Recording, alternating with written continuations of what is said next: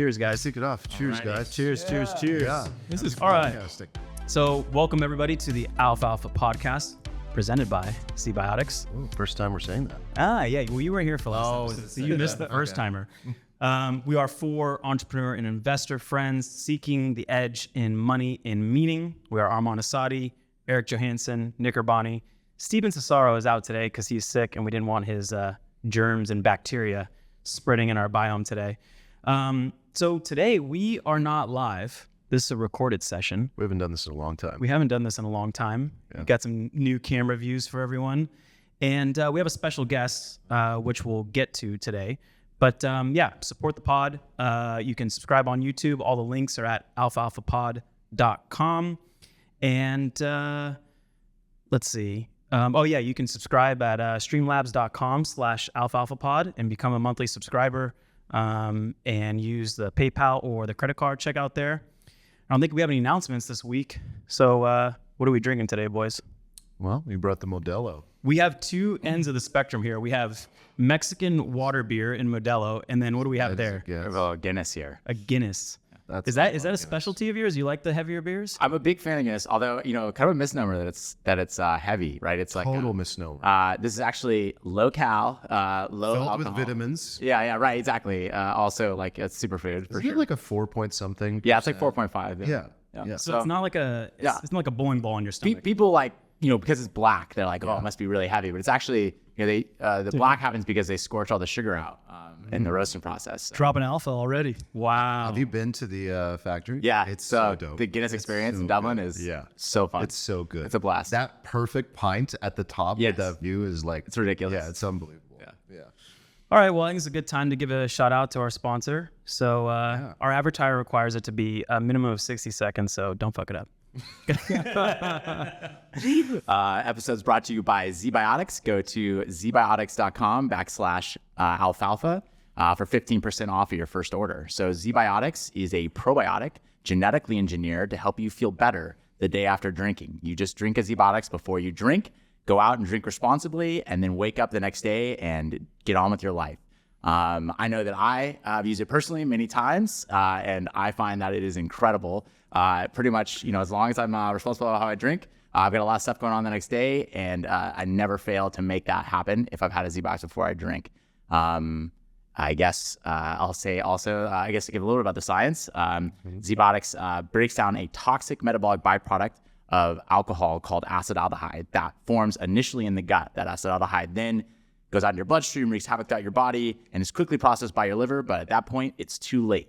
So Zbiotics moves the same function that your liver uses, but moves it into the gut and takes care of that acetaldehyde before you have a bigger problem. So once again, use zbiotics.com/alfalfa for 15% off that first order. You did so good. Wow. Can we actually just clip that? Use that every time. Good. All right. So if you guys didn't notice, we have a bit of an expert here today. We have Zack Abbott, co-founder and CEO of Zbiotics, with us today. Welcome, sir. Oh, thanks for having me. It's weird to say an ad for my own company. I know. We could have forced it on you. Yeah. That was fun. That was really good. So, obviously you have some experience in science. You got a PhD in microbiology, correct? Yeah. And, I thought the most important part of background was that you, sir, I believe, are from Sacramento. Is that correct? That is correct, yeah. So we are also from Sacramento. Yes. And Town. I believe you and I also went to the same high school.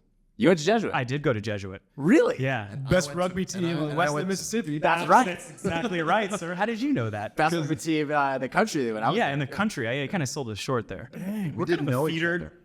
So we actually only met at San Diego State. Really? And I was across the street at Rio from both of you. Wow, you went to Rio. I went to Rio. So we all grew up in the same neighborhood. Literally grew up. Yeah, we just took all as girls, because we went to an all-guys school. Exactly. So, they knew where. Did you know how to talk to girls back then? Let's be honest. I did a PhD in microbiology. I obviously did not know how to talk to girls.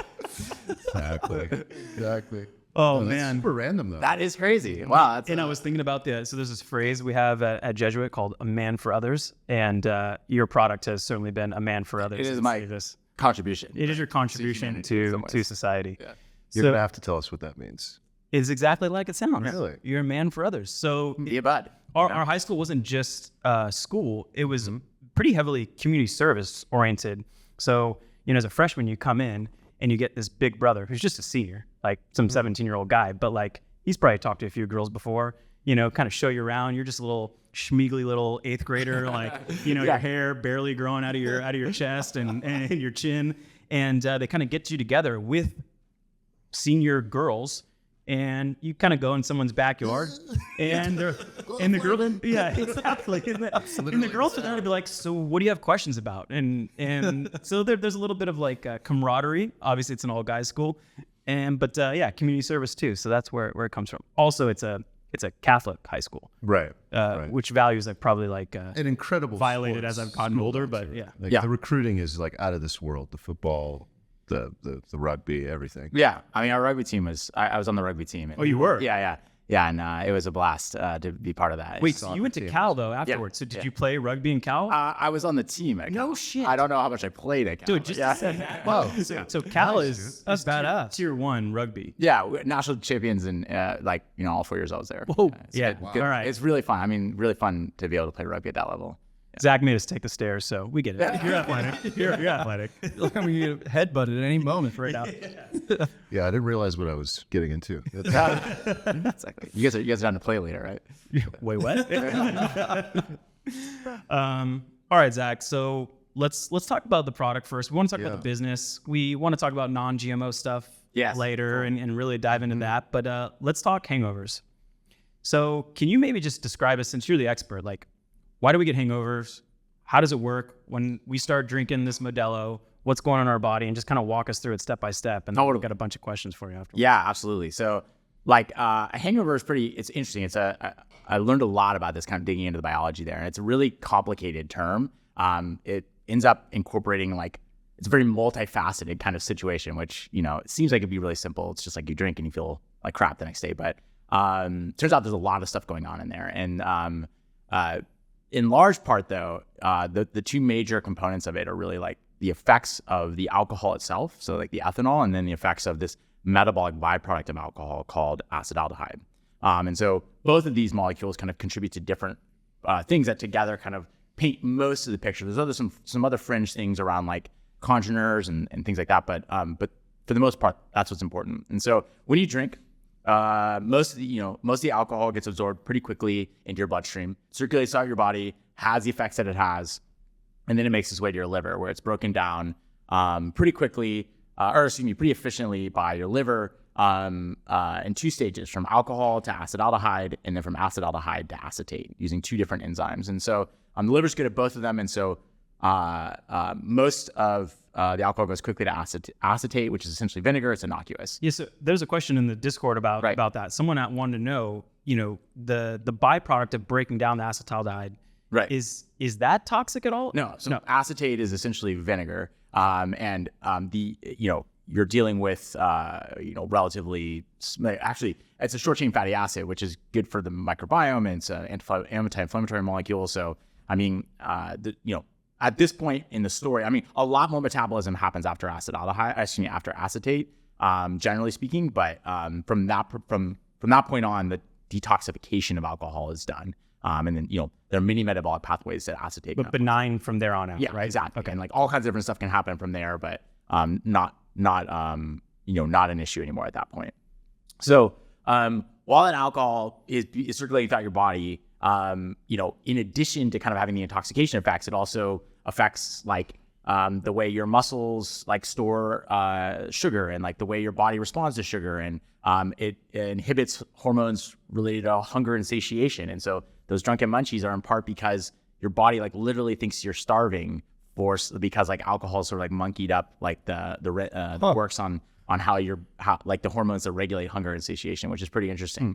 Even though there's tons of calories in ethanol itself. Ethanol actually is more calorie dense than carbohydrates or protein. So there's hormonal things that are going on? Yeah, exactly. So it's these hormonal imbalances that are happening. And also ethanol binds to receptors in your brain that mess with sort of sleep-wake cycles and excitation and depression. And so when you go to bed and there's still alcohol in your system and in your brain, it's messing with your normal sleep rhythms, because your brain is sort of going into deeper levels of sleep and then pulling out of them more quickly. And so you actually don't reach the deepest levels of sleep when you drink, even though it might be easier to fall asleep. Part. We've talked about many that. bad things about like what alcohol does to you, but that has to be one of the worst things. And I think it's one of the things that's like most underrated or underappreciated in terms of how you feel the next day. It's like people don't, you remember when you were like 18, you could pull a nighter. And then you get older and you're like, I think, you forget what it feels like to get like essentially like 2 hours of sleep. And like, if you go to bed drunk, you're basically like not getting. Yeah, I've slept 9 hours. Right. Drunk, but it's like the equivalent of an hour and a half. I'd be lucky to get one cycle of sleep. Did you used to have the Oura ring on, and so you would measure that, right? I normally have it on. And it's terrifying what it does. That's exactly right. It's terrifying. I actually don't like to look. And that's the ethanol. Yeah, that's the ethanol specifically. Okay. I would say heart rate 40% higher, HRV, everything is just. And I've So heart rate is actually related to the acetaldehyde, interestingly. But so those first things are really like the hormonal imbalances, sugar, hunger, sleep. Those things are kind of like our ethanol. And then you have acetaldehyde, which is this like really gnarly, highly toxic molecule, much more toxic than alcohol itself. And so good news is that, as I say, most of the alcohol is processed in your liver, and very little of that intermediate acetaldehyde from the liver gets out into your bloodstream. It's usually almost immediately converted to acetate. The problem is that when you're there's a small amount of alcohol that when you drink it before it gets absorbed into the bloodstream, it gets broken down directly in the gut, in large part by your microbiome, by the bacteria living in your gut. And so they're concerned about the alcohol. Like alcohol is like sterilizing, right? And so they have enzymes that can break down the ethanol in your stomach or in your intestines into acetaldehyde, but then they don't as well express the enzyme that converts the acetaldehyde into acetate, doing that second step of the reaction the liver does. So basically, even though it's a small amount of alcohol being processed in the gut, all of that alcohol, or nearly all that alcohol, is being processed to acetaldehyde, but not subsequently to acetate. So a fair amount of acetaldehyde actually forms in the gut. And so colonic acetaldehyde levels, for instance, like we know from like scientific experimentation, are 5 to 10 times higher than they are in the bloodstream. So even though it's a minor source of alcohol metabolism, it's the major source of acetaldehyde formation. And so that acetaldehyde forms in the gut. It's highly soluble. It then gets absorbed into the bloodstream. It circulates out your body, kind of like wreaks havoc. And I'll get into what that is in a sec. But then it makes its way to the liver, and it's quickly broken down in the liver. But at that point, it's kind of too late. And so acetaldehyde can basically like cause like all of this, like these crazy, like kind of negative things, largely by interrupting kind of cellular machinery and kind of the way your cells in your body function. It can get into your brain. It binds to receptors in the brain and creates sort of, all of these kind of terrible feelings of lots of systemic inflammation due to the damage it's causing your body. So, and so the kind of the feelings you have the next day related to acetaldehyde are like that, just like toxic death feeling, the stickiness, the the really poor sleep is in part due to the fact that acetaldehyde is a vasodilator, and so it causes like increased blood flow, which creates like over alertness, and like it actually showed that people who are who the next day after drinking are as bad as if they'd had driving as if they'd had 2 beers. Because like still as bad. Not because of the alcohol. Like the alcohol's completely out of their system, because like essentially the acetaldehyde makes you like the opposite. Like alcohol really like dulls your kind of awareness and stuff, and so you're not as able to kind of respond quickly. But acetaldehyde makes you like overly alert, and so you can't like not pay attention to everything, and therefore like you're unable to focus on what you're supposed to be doing. So like all that anxiety and stuff. That's the anxiety. Yeah, exactly. Oh, that's part. That is what that is. This is so cool, by the way. I'm learning a lot. Is it considered a carcinogen? Because some people just are doing research, and is it considered some kind of pre-cancer? Alcohol and acetaldehyde are both known carcinogens, so both pretty bad for you. Yeah. So far so good though. Yeah, that's why you should be aware every time you kind of take a drink that that's what's going on in your body, and your body deals with these toxins and stuff as best it can. And in general, if you drink in moderation and whatever, like you'll probably be fine. But knowing that that is a choice we make every time we drink. For sure. Do you have any drinking rules?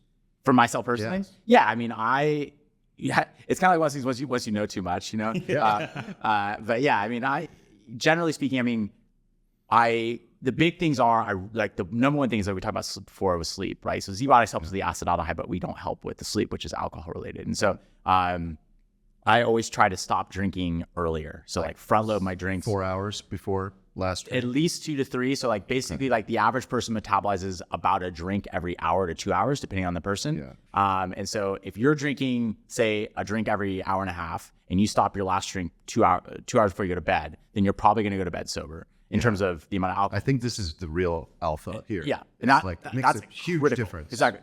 Yeah. Daytime partier. Me too. Yeah, I kinda like, switched to daytime for that reason. Yeah, exactly. Day drinking, it's, that's kind of like how I think about it. Like if I'm going to have like 6 drinks on the night or whatever, like then my goal is to make sure that there is more than like 8 hours between when I start drinking, when I go to bed, and like have more of those drinks earlier, and then give my body time to process them so I can get better sleep. So that's like one of my key rules. Another thing is like pacing myself is one of the best ways to like ensure that your body basically keeps up. And then like obviously Is that just allowing time for the process? Basically like, if you take like 3 shots right in a row, like you are going to be exposed to that alcohol and the acetaldehyde a lot longer until your body's able to catch up with that. Whereas if you took those same 3 shots like over the course like of 3 hours, like because the liver is breaking that down. right, Like, exactly. And taking it's a like while. a finite rate at which it can do that. For like event. Yes, exactly. Yeah. And so,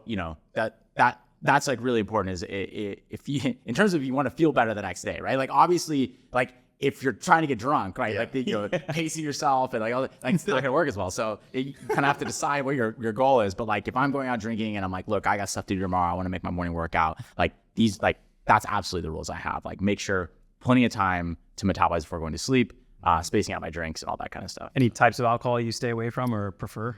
Or does it matter? Not from that perspective. I mean, I have my preferences, but like alcohol from that perspective, I mean, for the most part, alcohol is alcohol. Like there are some like slight differences and with congeners and like sort of byproducts of the People fermentation. talk about like this is cleaner than that. And this has less or more sugar. Yeah, Do you have a take on that's most. I mean, generally speaking, like regardless of the alcohol or the hangover, right? Like like sugar is bad for you, right? Like we know that, and like that's gonna have its own effects on you and stuff. So make those decisions the same as you would with like whatever you're putting in your body, but from a kind of next day section.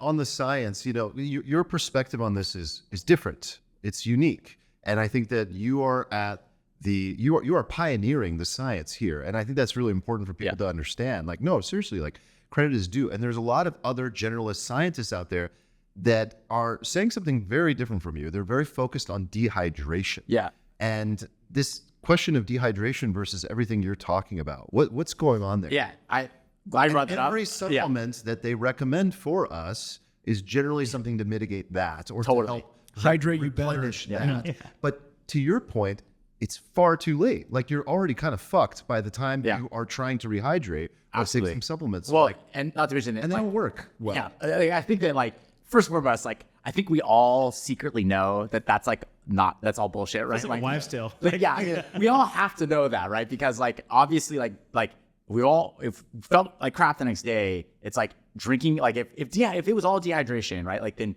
the cure for dehydration is drink water, right? And if you drink the water the next day, that doesn't make you feel any better, right? Like and things that make you dehydrated don't feel anything like being hungover, right? Like working out, eating salty foods, right? Like, being in the sun, these things don't feel anything like being hungover. So obviously it's not dehydration. Like we know that so well, not to mention that there's literature, like scientific studies dating back to like the 40s that they definitively show that alcohol does not dehydrate you. So like they show like, I mean, it's this like pervasive myth. So alcohol does inhibit the antidiuretic hormone, which is what people notice when they pee more, right? But there actually are studies that have shown that you actually only pee one extra time. It's only when your blood when your blood alcohol initially spikes, that signals like one extra pee. And then after that, you pee the same amount as if you were drinking, tall boys of water all night, right? Like you're just putting a lot of fluid in your body. And so there's no electrolyte imbalances, there's no glucose imbalances. Like all this stuff is well established in the scientific literature,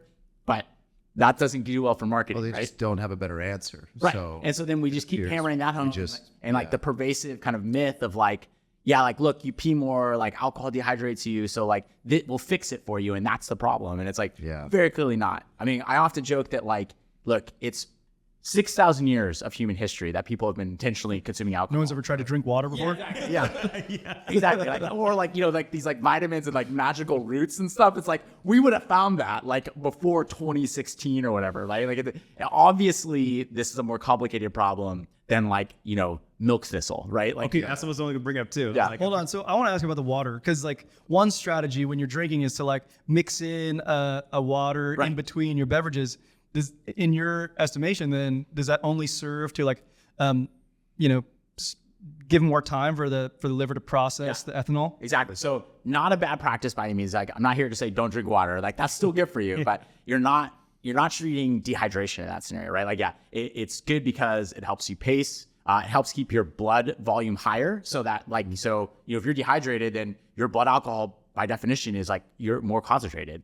So that's important. And then also your liver and your kidneys are working in overdrive to deal with this, like we talked about, this like known toxin that is ethanol, right? And so lots of water kind of flowing through your body helps your organs function properly. Could you like theoretically pee it out faster, perhaps, if you're drinking more water? I mean, basically like by increasing your blood volume or diluting the alcohol, and then you're peeing. Okay. Of course. So yeah. I mean, So there is some benefit.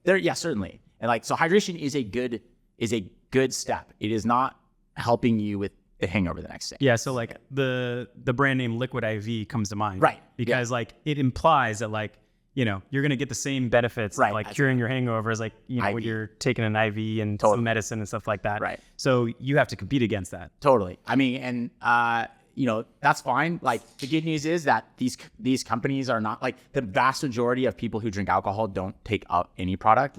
So it's not like we're not like competing with with any of these other kind of brands like Liquid IV or anything, right? That, first of all, I was blown away by the way that, not to like throw It's this brand dunk on them. but like, yeah, like I mean they're a super successful brand and they've done a lot of really good things. But I mean, like, it was like there's like something like 15 grams of sugar. Yes. And like one of those, I'm like, I thought that it was just like vitamins, like I never used it before. And then it was like vitamins and like electrolytes. I was like, whatever. And like, so, we bought some to like, look at like their packaging and stuff like that. We're early days, whatever. And I was like, oh, cool. Like, why not have some like electrolytes? So I open it up, I pour it in. I'm like, oh man, this tastes like really sweet. Yeah. And I look at it, I'm like, oh my God, it's like a pixie stick, man. It's like, They would have done better just putting salt in the package and like just giving you some electrolytes instead of all the extra sugar. I think they probably argue that they're doing pretty damn good. Like, Yeah, all right. Yeah, you're right. Gatorade tried to do like the salt packets. Like, they gave us a Cal Rugby once, and we were like, it tasted like marsh water. It was bad. So apparently, like, you need the sugar, I guess. But I think a simple way to explain it for people is that you're attacking the problem at the core, the root, and you're about prevention.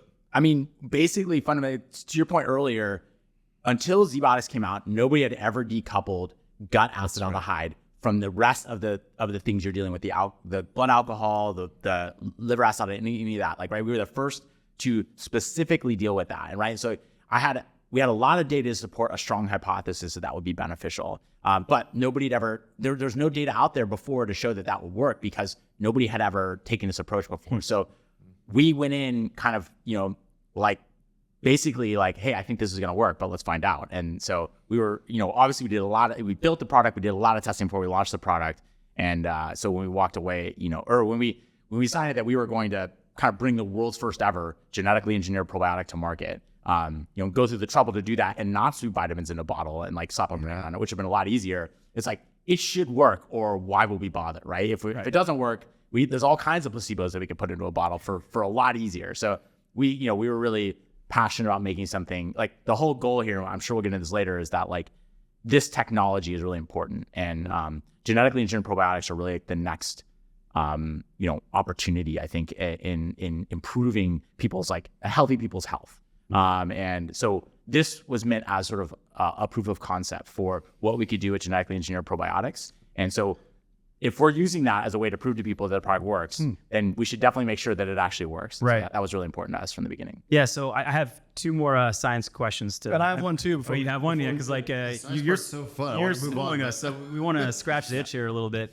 Can you tell me about the sugar? So I've worn a continuous glucose monitor before. Yeah. And so I'll be fine, and I'll drink some alcohol, and then my sugar levels will drop. Yeah. And it's kind of confusing. Totally. Because I feel like I'm adding sugar to my body. So are you able to explain what happens in my body when my continuous glucose monitor shows my glucose levels dropping? I know. I thought that was pretty funny too. Like I wore a CGM for a little while, and it was like drink alcohol, blood sugar goes down. Exercise, blood sugar goes up. It's like, so don't exercise if you drink. Got it. What's the story, CG? Is that what we do now? Basically, I mean, it's kind of what I was getting at earlier, that without getting into too much detail on it, essentially like alcohol is causing sort of endocrine imbalances with like with your insulin and like blood sugar storage versus blood sugar.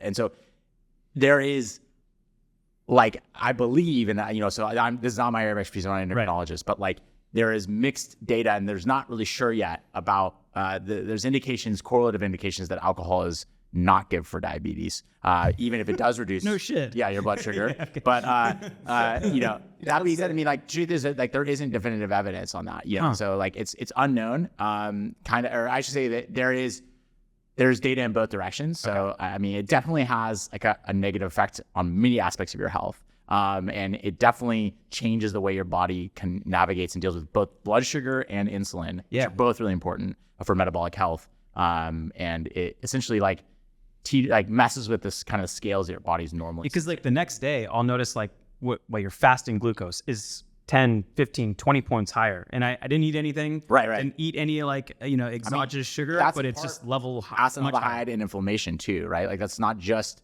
the direct effects of the alcohol on that endocrine levels. That's also like you have higher cortisol and stress because like of the anxiety and right, you have like vasodilation, and you're dealing with a bunch of stuff at that point. And so like many of those things are kind of fusing, and not everybody's body is going to respond the same way in that scenario either. Right. All right. One last specific question. So I got a couple more too. Yeah. Okay. Well, this one's pretty specific. So someone in our community might have noticed a decrease in the Asian glow that you get when you drink alcohol. Is that first of all, do you know if that originates from the inability to process the acetaldehyde? Yes. And how do I look? Yeah. You're looking okay, a little rosy, but yeah. Yeah. Anyway, is that related at all? And does Zbiotics help with that? Yeah. So that flush reaction is exactly what I was talking about earlier. So acetaldehyde causes vasodilation, right? And so for like wild type people, that you're not really exposed to a lot of acetaldehyde. It's a small amount, but acetaldehyde is highly toxic, so dose makes the poison there. But there are some people who have a mutation in the enzyme in their liver and systemically throughout their body that breaks down acetaldehyde. And so that's the ALDH2 enzyme. And that enzyme, in people, that mutation is common in people of East Asian descent. And so you often see that basically what happens there is that, as I said, that, most of the alcohol is absorbed in your bloodstream and it's processed by your liver in those two stages. Well, like that's the vast majority of the alcohol metabolism. And so in people with that mutation, they're ending up to getting a shit ton of acetaldehyde coming out of their liver, as opposed to in the gut, where like for a wild type person, the gut is the major source. It's a small but important source, right? And people with that mutation, they're getting systemic levels of acetaldehyde that's like way higher than people who don't have the mutation. And so Zbiotics is not really designed to help there, right? We don't have access to your bloodstream or your liver, right? And so it's really meant for people, where the majority of the acetaldehyde is being formed in the gut. So Zbiotics will still help with that gut-derived acetaldehyde. It's just kind of a drop in the bucket at that point. Okay. We do have anecdotal kind of people say like, oh, I think this might have helped for me, and then we have people who are like, this didn't help at all, and I'm like, yeah, it doesn't surprise me. I think like so I have to tell my friends who have that to be mindful of the fact that like that is like a visual signal that like you're being exposed to a massive amount of like a pretty nasty molecule. Wow. And they're definitely like higher rates of cancer in people with that mutation and stuff. So especially colorectal and esophageal cancer and stuff. So he specifically mentioned throat cancer. Right. Exactly. Yeah. So that's because, like you have like enzymes on all the cells in like the lining of your throat and your stomach and your intestines, and they're all expressing both of those enzymes all the time. And then if you don't have the second enzyme, then every cell in your body is basically functioning like the microbiome in a like say in a wild type person. And so you're just getting acetaldehyde everywhere. What's that phrase you keep using? Oh, a wild type? A wild type? Oh, yeah. So it's sort of like a joke, and I realize that that's not like going to land with anybody who's not like a biologist. So when we do like studies, we have like we make a mutation, and so then there's like the mutant, and then there's the wild type, like the the non-mutated population. Like H null or whatever, like control group or So wild type, what I mean to say, is that like it's somebody who doesn't have, who has like a functional ALDH enzyme. Yeah. Okay, so my two questions are related, one to the ethanol and one to the acetaldehyde. So, we know that Zbiotics breaks down the acetaldehyde in the gut, right? And my understanding is limited, granted. So my understanding is that that's a toxin. So if you can remove this toxin, broadly, that's going to be healthier, not just like sort of like for your feelings, not just for like for your hangover symptoms, but just like healthier.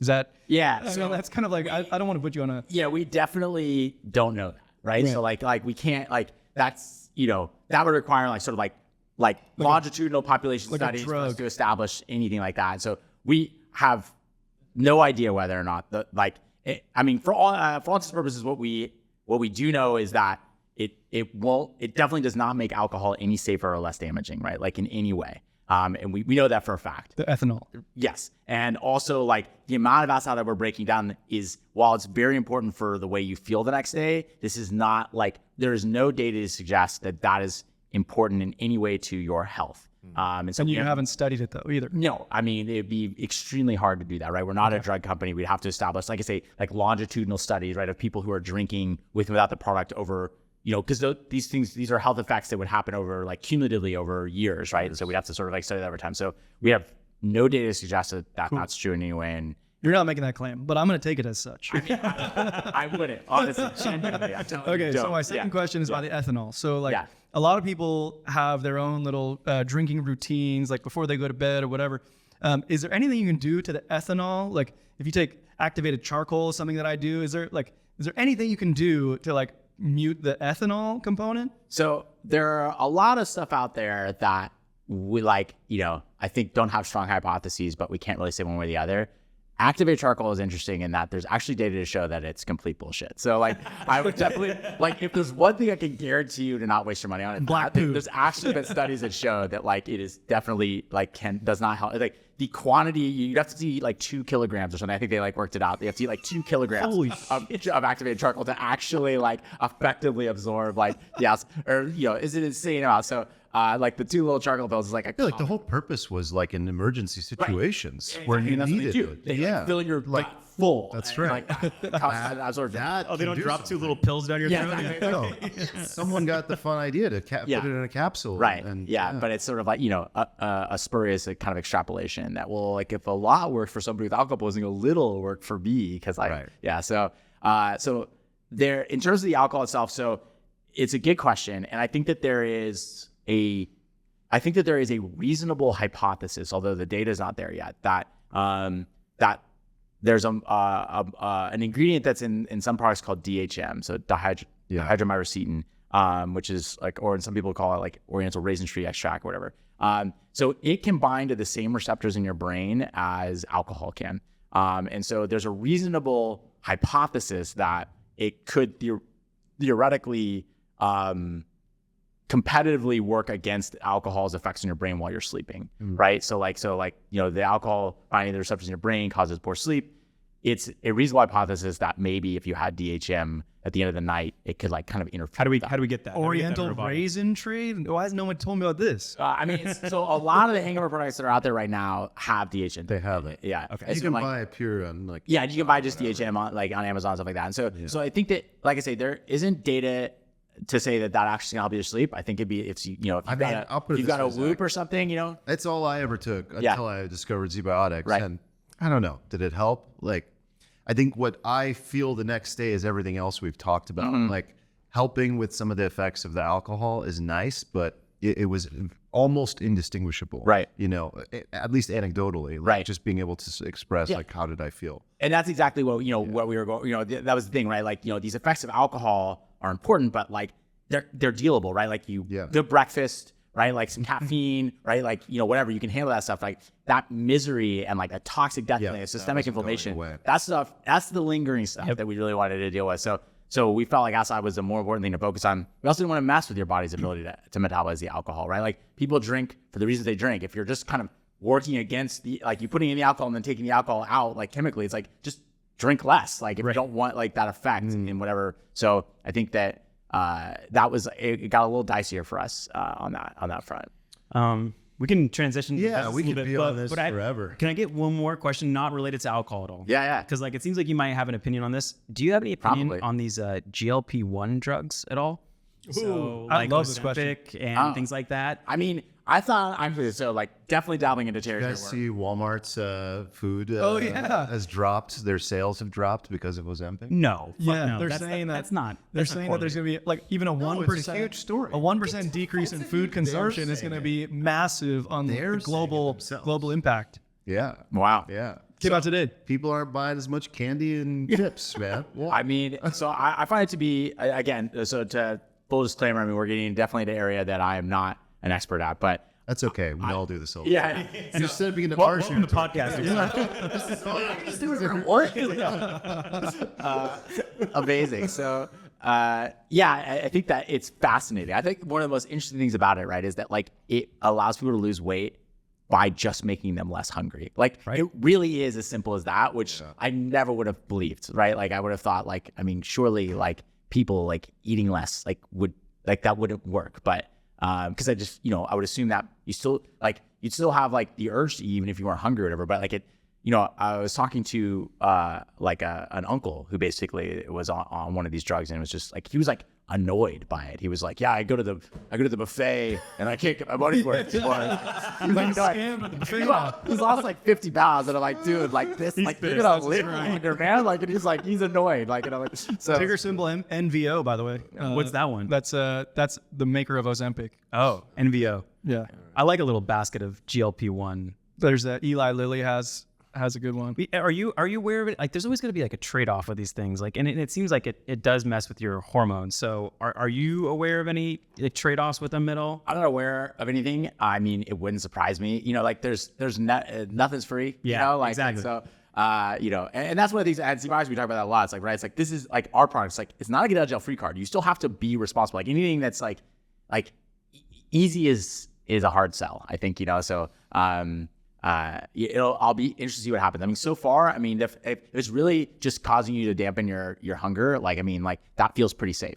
Like, It's funny how these things happen, though. It's a similar thing that kind of happened with metformin, right? Yeah. Where you have this like longevity benefits Right. that were, like, nobody expected. totally unanticipated. Yeah, it's super interesting. And I mean, like, I hope that generally speaking, that like with like adequate study, like these types of products, when we see these sort of like these benefits, right? Like we live in a modern world where we're like humans evolved to deal to live in scarcity, and now we live in plenty. And so like all of our reward signals and everything are like tuned to the fact that like I'm never going to get another Pringle again in my life, so I need to eat all of these right now. Like that's what like our brain is telling us. And so having modern technology help us live in a world with like of plenty, I think is like really important. So hopefully that's kind of how this goes.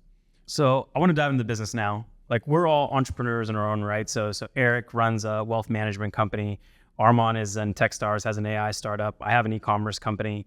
I'm really curious. What does your manufacturing look like? Like, like is it a lab? Is it a pristinely clean factory? Is it contracted? Like how does that look like? And how does it work? Garage, it's just, I saw you feeling twos back there. It was really weird. So I wasn't even saying anything about it. No, yeah. So it was one of those things where I very naively assumed early on that like, look, we're growing bacteria. Like this is something that humanity has done like for millennia. And so this should be, there's lots of companies that do this. There's like, these probiotics companies and these big bioreactors, and like, this will be easy. It turns out that it's really hard to get somebody to be willing to grow your bacteria if it's yours, like if you invented it, right? Like they're used to kind of just growing this list of like, the 5 or 10 strains of probiotics that everybody white labels. Yep. And then if you're like, hey, we have this new one, and they're like, we don't want that, And so it was a challenge to find somebody to work with us, especially early on when we were pretty small scale. So we had to like sort of like beg and plead, and like we got like some company to like turn like one room of one of their facilities into like a food grade facility for us, and stuff. So it was a big challenge, so much harder challenge than I anticipated. The manufacturing has sort of been like a continual thorn in our side, but we have finally, especially as we scaled up and got more success, and so we have like bigger volume. Can you give us a sense of time? Like, when did things really start to scale up for the company? Yeah, I mean, so we launched in August of 2019, and things were going great until about March of 2020. Oh, weird. What happened? Yeah, and then we were just all baffled as to why. Yeah, so we were like, we like anchored everything around, when we first launched, it was all about like so before we launched, my co-founder and I, we handed out literally like 10,000 samples. We had like thousands of conversations with like people about the product and about like what their concerns were and their objections and all these sorts of things, and figured out kind of like what the messaging was that really worked for people. And I think one of the big insights we had early on was that like people do not like to identify as drinkers, and that's people who are going to like feel bad or drink too much, that they're going to feel bad the next day in any way. And so it was really important to kind of position the product in a way where people understood that the product wasn't about being like a Vegas like frat boy, right? It was like, this was about like being responsible, like another tool in your tool belt, make your morning workout, like make that morning hike, whatever that might be. And so I think that was really important positioning. And so what we found was that like one way to kind of overcome the early skepticism and like people having to deal with sort of like if I buy this product, am I just admitting that I have like a drinking problem? Like trying to get over that. We were like, we had to start by saying like, hey, this product is for like special occasions, and so we like anchored on like weddings and trips and like all this kind of stuff like that.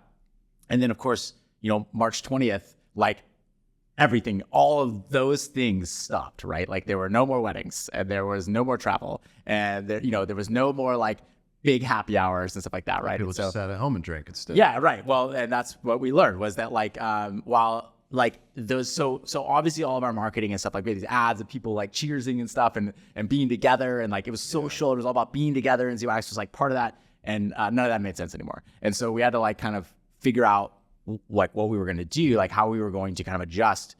We like pretty immediately saw that this would be an opportunity though, because like ultimately there was going to like, that was not going to be enough, right? Like for us to grow like we wanted to grow, like, right? That was sort of the low hanging fruit. And so what we decided to do was like, let's sit back, let's see who continues to buy the product, and let's see what the value prop is now.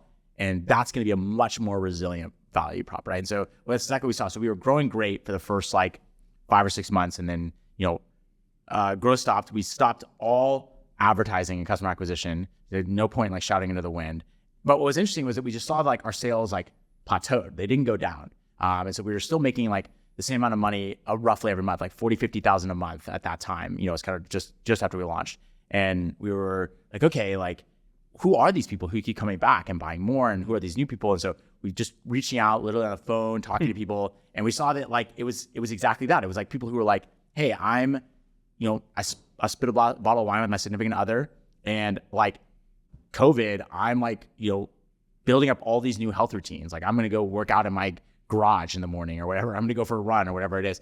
And so they were building all of these health routines in their lives that were really important for them to like maintain. And so missing a day because they drank the night before was like not an option. And so then like having Zbiotics as like an opportunity to make sure that they could still unwind and like socialize and do the things they needed to do even in like lockdown, but then be able to kind of like maintain those healthy routines and habits. That was like really important. So that fine tuning is so like you've nailed it. Like that's that messaging, that understanding of that target segment, like that customer profile is everything, because it is all those people that we attract through the pod. Everyone we talk to, it's it's like exactly the people that want and feel they deserve those drinks after a long day or week and still want to get up and do that 6 a.m. hike. That's exactly right. And it was like the idea that like the drinking was like the product was not about the drinking, right? The drinking event was going to happen either way, right? Like that was, I think that was one of the big insights we had was like people like wanted to have a drink, right? Like here and there, or like for whatever the reason that might be. During COVID, it was like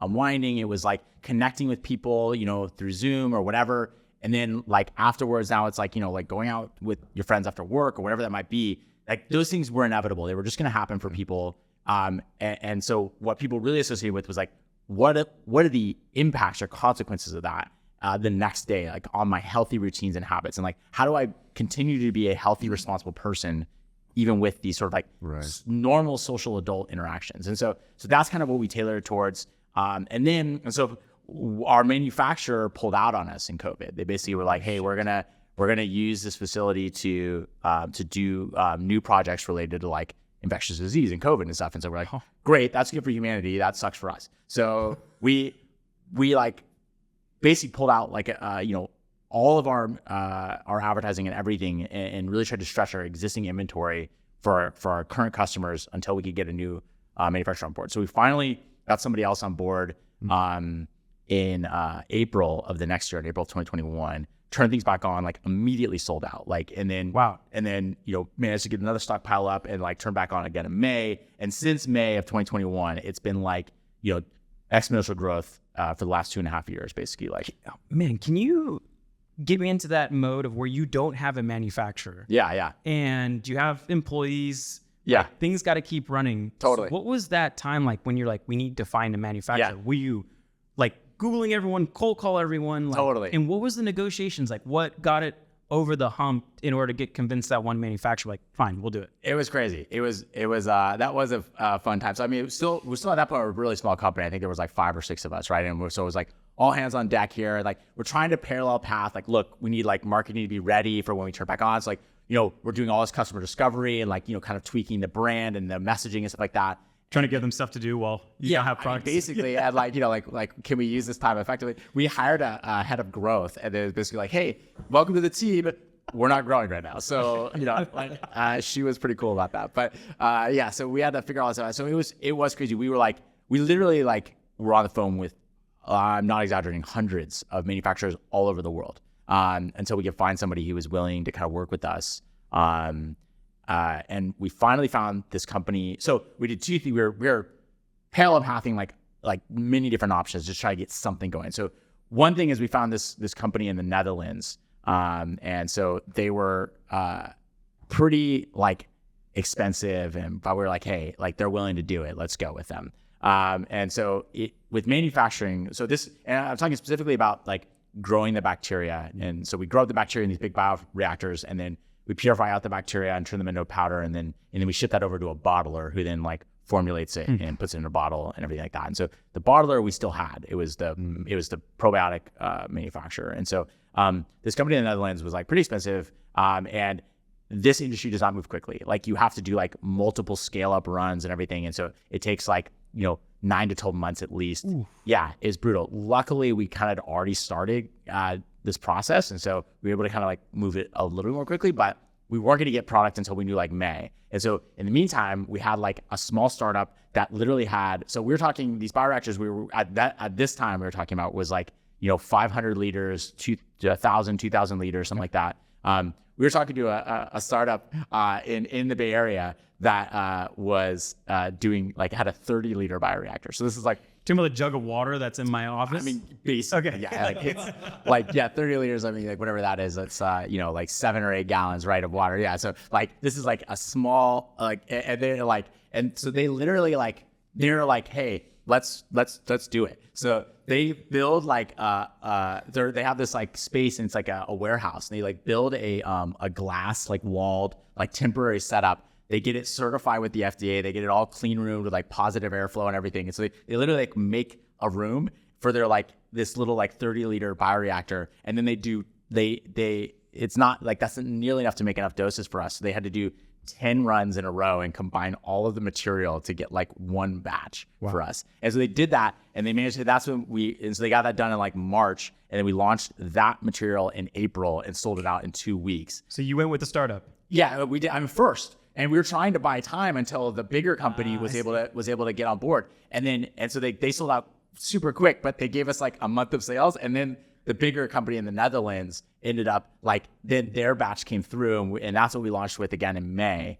So we did all this work with a startup to get like 1 month of sales, which was like, shortened it by 1 month or whatever. But I mean, it was all, we didn't know how long it was going to take everything. And so, yeah, it was crazy times, but it was just like every day and people were like, are we gonna have material? And we're like, it looks like February. It looks like it's gonna be March. Like it was terrible. But luckily since then we have never sold out again, and we've now moved. So the company in the Netherlands actually went out of business. They went bankrupt. No. Luckily, they went bankrupt. Like, we were already looking for another manufacturer. So we now have 2 manufacturers in the U.S., both which are now at like the 20,000 liter scale, 40,000 liter scale, so much bigger scale. So now they're more than happy to take. Yeah, exactly. Yeah. Now we're at a scale where it's actually easier to find folks that are willing to work with us. And so, even at 1,000 liters, that was still considered like pilot scale for a lot of facilities and stuff. So yeah, we're in a better place now. We have a bottler and we're building in redundancies everywhere so that, if a fire or like somebody like, or somebody goes out of business or something, we're always kind of covered.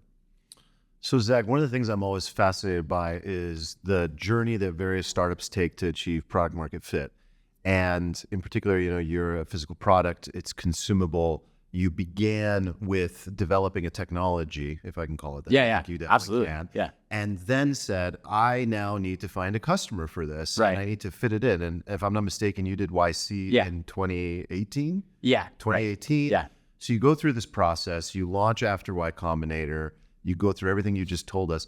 At what point did you really start to get, like, what did it look like? What did it feel like quantitatively and even qualitatively? Totally. Yeah. 'Cause it's very different from company to company. Yeah, I can start a little bit further back than that even. I think that product market fit started I started this company as like a scientist without a clue, right? And so I had this idea for this tech, right? This genetically engineered probiotic, and I was really excited about that, right? Like probiotics that could be engineered to make something useful or perform some useful function. I thought that was what jacked me up, and so I initially was pitching some really interesting scientific ideas that were objectively terrible business ideas for this tech, right? The first time I pitched the product, pitched the company or the technology, or the idea. It was before I'd ever even started Zbiotics, and I just was really interested in this idea, and I wasn't even thinking about being an entrepreneur. I just really like thinking about genetically engineered probiotics, and so I entered a pitch competition just for kicks, and I pitched a probiotic that was genetically engineered to help your gut recover better after exposure to radiation. And it's the most Sorry to laugh. Yes, no, I'm glad you did, because it's the most esoteric and not talk about not getting anybody fired up about your idea. So I get up there on stage and I tell this whole story. It's just for dental exams or something. Yeah, exactly. It's just eyes glossing over, people are and then on the last slide, I'm trying to there's so much more we can do with this tech. We can do any biological function on the planet. So it's not just radiation. It's we can do X and we can do Y, we can Z. And I listed 10 things. It's we can even cure a hangover. And everybody's just perks up. Party. And it's stop sleeping and so the meet and greet afterwards, which obviously did not win that pitch competition, is literally the only word in the presentation anybody heard about for me. They came up to me and they're like, "Hey, some of that hangover idea you had, and you're and I'm like, all right, that's and so it was that, but that was the first moment of product market fit, right? Was the idea that and we describe it now. We do all product ideation. I think one of the things that we have an advantage over many other companies is that we are a biotechnology company that invents new ingredients, which almost no company in the supplement space does, right? Right. And then we also take those ingredients that we invent, and then we patent them, and then we put them into products that we brand and we sell directly to users who benefit from that technology. You're not white labeling or anything like that. And so there are companies that buy ingredients and then brand them and sell them to customers, and then there are companies that invent ingredients and sell them to companies who brand them, and so we do the whole thing. Confession: I might have a best breath probiotic product. So, just confession. Amazing. Yeah. Okay. Cool. Is it genetically modified? Honestly, I have no clue. If Probably it's not. probiotic, then no. It's probably white labeled from 100 different ones that sell the same product everywhere else. We're the world's first and still only genetically engineered probiotics. Right. So the fact that we kind of own that whole process is really important to us. And so the scientists who are building the products are speaking to the end users about what they want. And so that started sort of somewhat by necessity when it was a company of one with me. And so speaking to people and seeing eyes will open up and be oh, tell me that, and getting that feedback, that positive feedback was the first step in kind of getting that product market fit. I remember, and then I picked sort of this product for, the next day effects of drinking or whatever. And then I remember I was pitching, so before I did YC, YC used to have a fellowship program, kind of get companies from 0 to 1. They only did 3 batches of it. And so I did that actually before we did the core program just by myself. And I was standing on the first day, it was a kickoff, and I was standing in line with these guys, and these 2 Irish guys in front of me, and they tell me about their company. They're it's about HR onboarding or something like that. And then what are you doing?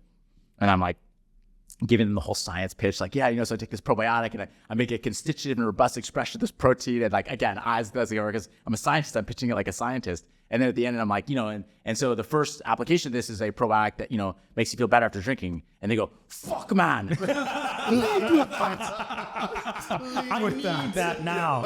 Lead with that. I was like, your pitch is so bad, man. I'm like, it's not like another. Yeah. So I think that was again like fuck. Oh, that's so good. Yeah. So I realized Product market fit. right. We Complete. had to get like it wasn't good enough to make a product that worked. Right. We had to make a product that and we had to explain it well. And so we spent a lot of time early on. That was what kind of inspired the 10,000 samples before we launched and stuff. It was like a million conversations. Mm-hmm. We did an Indiegogo launch a year before we launched the product, just to test marketing and messaging. Learned a ton there. We launched with some good hypotheses, which we tested, and some worked and some didn't. And then we're describing the whole kind of COVID insight and just kept refining it, kept changing it, kept seeing what was sticking and what wasn't. And it was just super interesting. And product market fit happens, I think, when we recognized what people needed to hear to be willing to accept that our product was not the same snake oil as everything else, right? There was so much huge skepticism. mental blocker. Right, exactly. Yeah. Huge. So we had, we learned that an explainer video explaining how the product works was really important for people to hear that the technology was different. This product was different. It wasn't the same as everything else. And then an endorsement from somebody that they trust who tried it. I might argue that's even the more powerful indicator, because by the time somebody lands on your website, they have been so thoroughly convinced by someone like me, who's just either giving it to them and making them try it, and or saying use code Alfalfa and right. Let's do it. And it's just such a strong endorsement that people overcome. I can't even tell you how many people just go on the site and barely read the copy. Yeah. And just boom, straight to checkout, because they're like, all right, if this thing can actually resolve those issues that I have the next day, it's worth everything to me. Totally. And I think that might be the real deeper. It definitely is it is without a doubt incredibly necessary, and for a good chunk of the population is sufficient, but not. And we know that there is a good part of the population that needs to there's just so much skepticism. They need to have something to hold on to. It's why is this going to work where everything else doesn't, and there's just we get so many trolls on Facebook and stuff. They're like, that'll never work. And then so we have to so you can't sell it off the shelf, because the on the shelf products are such dog shit. You need this long form kind of conversation. Exactly right. It's that's the next challenge for us, right? Is how do we transition? How do we transition to retail? So we're starting by, what are contexts that you're going to be introduced to this product in, where there's going to be credibility and storytelling, right? So we're starting with places where so not your corner liquor store, right? Personal trainers. Exactly. So gym supplement shops are one of the best places to sell, right? Because exactly, the personal trainer says chit-chatting with their client, and they're like, hey, what are you doing tonight? Oh, Taco Tuesday, have some margaritas. Go get Zbiotics from our supplement shop. Also, the customer profile is not someone at a gas station. It's someone who's waking up to go to the gym the next day, or yoga, so value prop is very clear. Pilates classes, totally, places like that. Exactly. We see gym supplement shops. I think would be. So you'll get once it's about access and not awareness, that's going to work, right? But right now, it's gym supplement shops. We see wellness and spas and high-end hotels, high-end bars. We're working with some bartenders to make craft cocktails that feature Zbiotics as the first drink and stuff. So there's a lot. Wait, Zbiotics in the cocktail? Either that or in a non-alcoholic before you start, something like that. So cool. Just we're still playing around with that. Before you exactly. Yeah, you can put it in a cute little glass. If you do put it in the alcohol, that wouldn't kill the bacteria. It'd probably be all right. It kind of depends in general, but the bacteria are in the bottle. They're in a dormant state called an endospore, and so when they're in that state, they're super resilient. So they can pass your stomach acid unharmed, and basically deal with harsh environments of shipping and all that kind of stuff. But then once they get triggers to wake up, then they come out of that shell, and then they could die in your stomach. So depending on what you mix it with, it may or may not have those triggers. So a few things I'm curious about with the business and where it's at as well. So you did Y Combinator, you raised a seed round. Yeah. You haven't raised since, have you? Or we've done a few I guess you call them bridges, extensions. debt or equity. equity via SAFE. Like a C plus. Yeah, exactly. So we did a price seed round in like March 5th, like we closed like March 10th, 2020. Timing was amazing. Correct. Yeah, we got real lucky there. So I mean, very grateful for that. Especially because we lost our manufacturer, so we had to kind of like coast for a while until we were able to kind of pull that together. So we had a price seed round then, and then when we relaunched, or I don't know if you call it relaunch, but when we turned everything back on in April and May of 2021, immediately started seeing traction. We went out and kind of basically Grew the team as well. You grew the team. How many people are you guys at now? Right now we're at 22. Nice. And so we raised money to basically feed the machine with marketing and stuff like that, and really kind of continue to scale our growth. But did it quickly on safe, so we didn't want to do like a full round. We had milestones we wanted to hit. We hit our milestones that we wanted to hit in terms of run rate and stuff like that at the end of last year. And that was when we were going to go out and raise a Series A. And then the end of last year was just total dog shit for raising, money. Especially at A. Yeah, exactly. A in particular. There was all these seed, companies that, made this huge class that then nobody wanted to kind of pick up for the A. So good news for us, we were doing well financially. Yeah. So we didn't need to kind of, we didn't need the money. And so we were like, great, we'll just keep our head down and keep growing. Is that the plan, or do you think you eventually still want to do? Yeah, I mean, I think we're in a place right now where we've been approached a lot. I think, and we reached profitability a few months ago, and so hell yeah, Congratulations. money Leverage getting bigger for the first time in a long time. Phenomenal. Feels pretty good, and we have quite a lot of money in the bank, and so we're in a really good place right now. And so we have had some investors approach us, and I think there's a lot we could do with like a Series A, but it's not necessary, and so we're sort of debating kind of different models there. Why were you asking, Armand? You want in? Yes, we want in. Yes. No question. No, we're dead serious. Yeah. This is why we're here. Yeah, let me just pull out a contract. simple one pager. Simple one pager on the show. Done. No, it's a phenomenal thing that you've developed, and it's like very clear. I don't know where we were going to take this next, but you obviously have this vision for where the company is going to go beyond just this current area. Anything you can start to just sort of tell us about where that's going? Absolutely. Like as I said earlier, I mean, I think this. And a lot of a question that people constantly ask you have to throw in is like the global thing. Like, when will you be able to? Yeah. Yes. Totally. So I mean, as I said earlier, the vision here is really like much bigger, right? Like genetically engineered. When we launched in August of 2019, it was the world's first ever genetically engineered probiotic of any kind for any use case. Right? We were the first people to go to market with this. And so there's, legitimate technology, patented, granted patents on the first product where, the purpose of this first product was that it was a good proof of concept that get people excited about the future. Like I think 20 or 30 years from now, it will seem insane that we didn't genetically engineer probiotics, right? Like right now, what probiotics are just like random bacteria that are like the leftovers of the food industry that we just give to people and say, hey, this is safe to eat. Maybe this will help you in some nebulous way. And then we could take this bacteria that performs all these incredible functions and we can just say like, hey, do this one extra thing that we know is valuable. It's like super straightforward, super obvious, and definitely going to be the norm.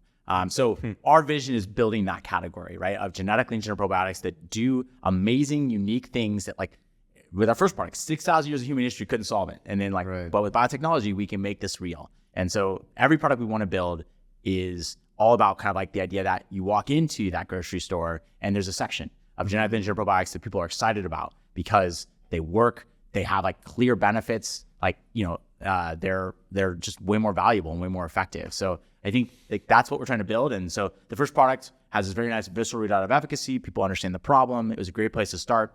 Obviously, it's, an unsolved problem and something that I think is like exciting. It's an emotional reaction. And totally. It's very Well, that and the feedback loop is quick. Yes. Right? Like I drink, I use it, I drink, feedback. Like within, a few days of getting the package. Exactly. That your virality loop is so much shorter. People talk about virality coefficient a lot, but like you could also talk about the viral cycle time. Like yours is relatively pretty quick on this product, right? Yeah, right, exactly. And that was the goal, right? Was the idea like convince everybody that the technology is legit, right? And obviously the market in and of itself is super exciting because it's this huge unaddressed market because there's just nothing out there that works. And so So we were excited about that. But I think that I was most excited because it was step one. And so we're building genetically engineered probiotics to do all sorts of things. So like we never started the company just to kind of help you with the next day effects of drinking. That just happened to be how we got started. Your beachhead. It's like you've built a technology that you can apply horizontally to all these different verticals. It's generalized technology. Totally. You probably have to tweak it 10%. Yeah. But then you like go and you double your TAM by doing so. I still need to like understand this a little bit. Like, can you? I'm sure you have a whole backload of ideas, and without giving away any secrets, can you just give me examples? Like, is it sleep? Is it longevity focus? Like, can you just paint a broad picture of what are the realms of like what I can optimize in my body? Totally. And to your point, exactly. The first thing I did before I even built our first product was built the platform, the genetic platform. So that like basically nothing in biology is truly plug and play, but like to make it as plug and play as possible. Like you have this section of the genome where if I put something in there, the bacteria will perform that function really reliably in your gut. And so that was the first challenge. And that was drawing on my expertise in sort of bacterial genetic regulation from my PhD and stuff. And then now what we put in there is much more entrepreneur product development kind of stuff, right? And so right, our first product breaks down acetaldehyde, helps you feel better the day after drinking. Second product, which we're launching in the summer, this coming summer of 2024, is totally unrelated.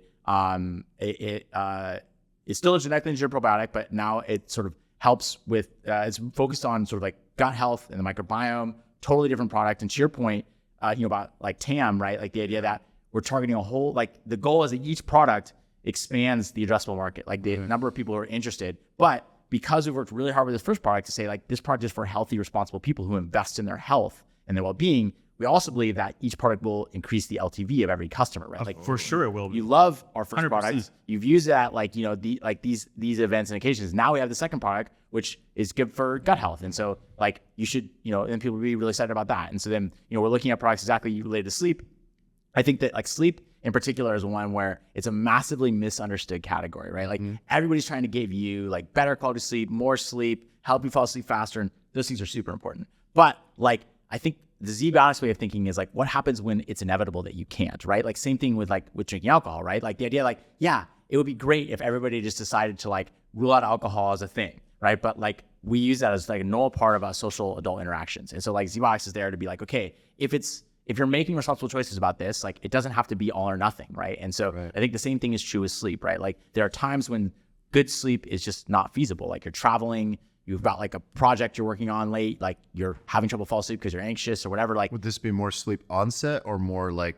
So it'd be more like when you get bad sleep, how do you feel better the next day?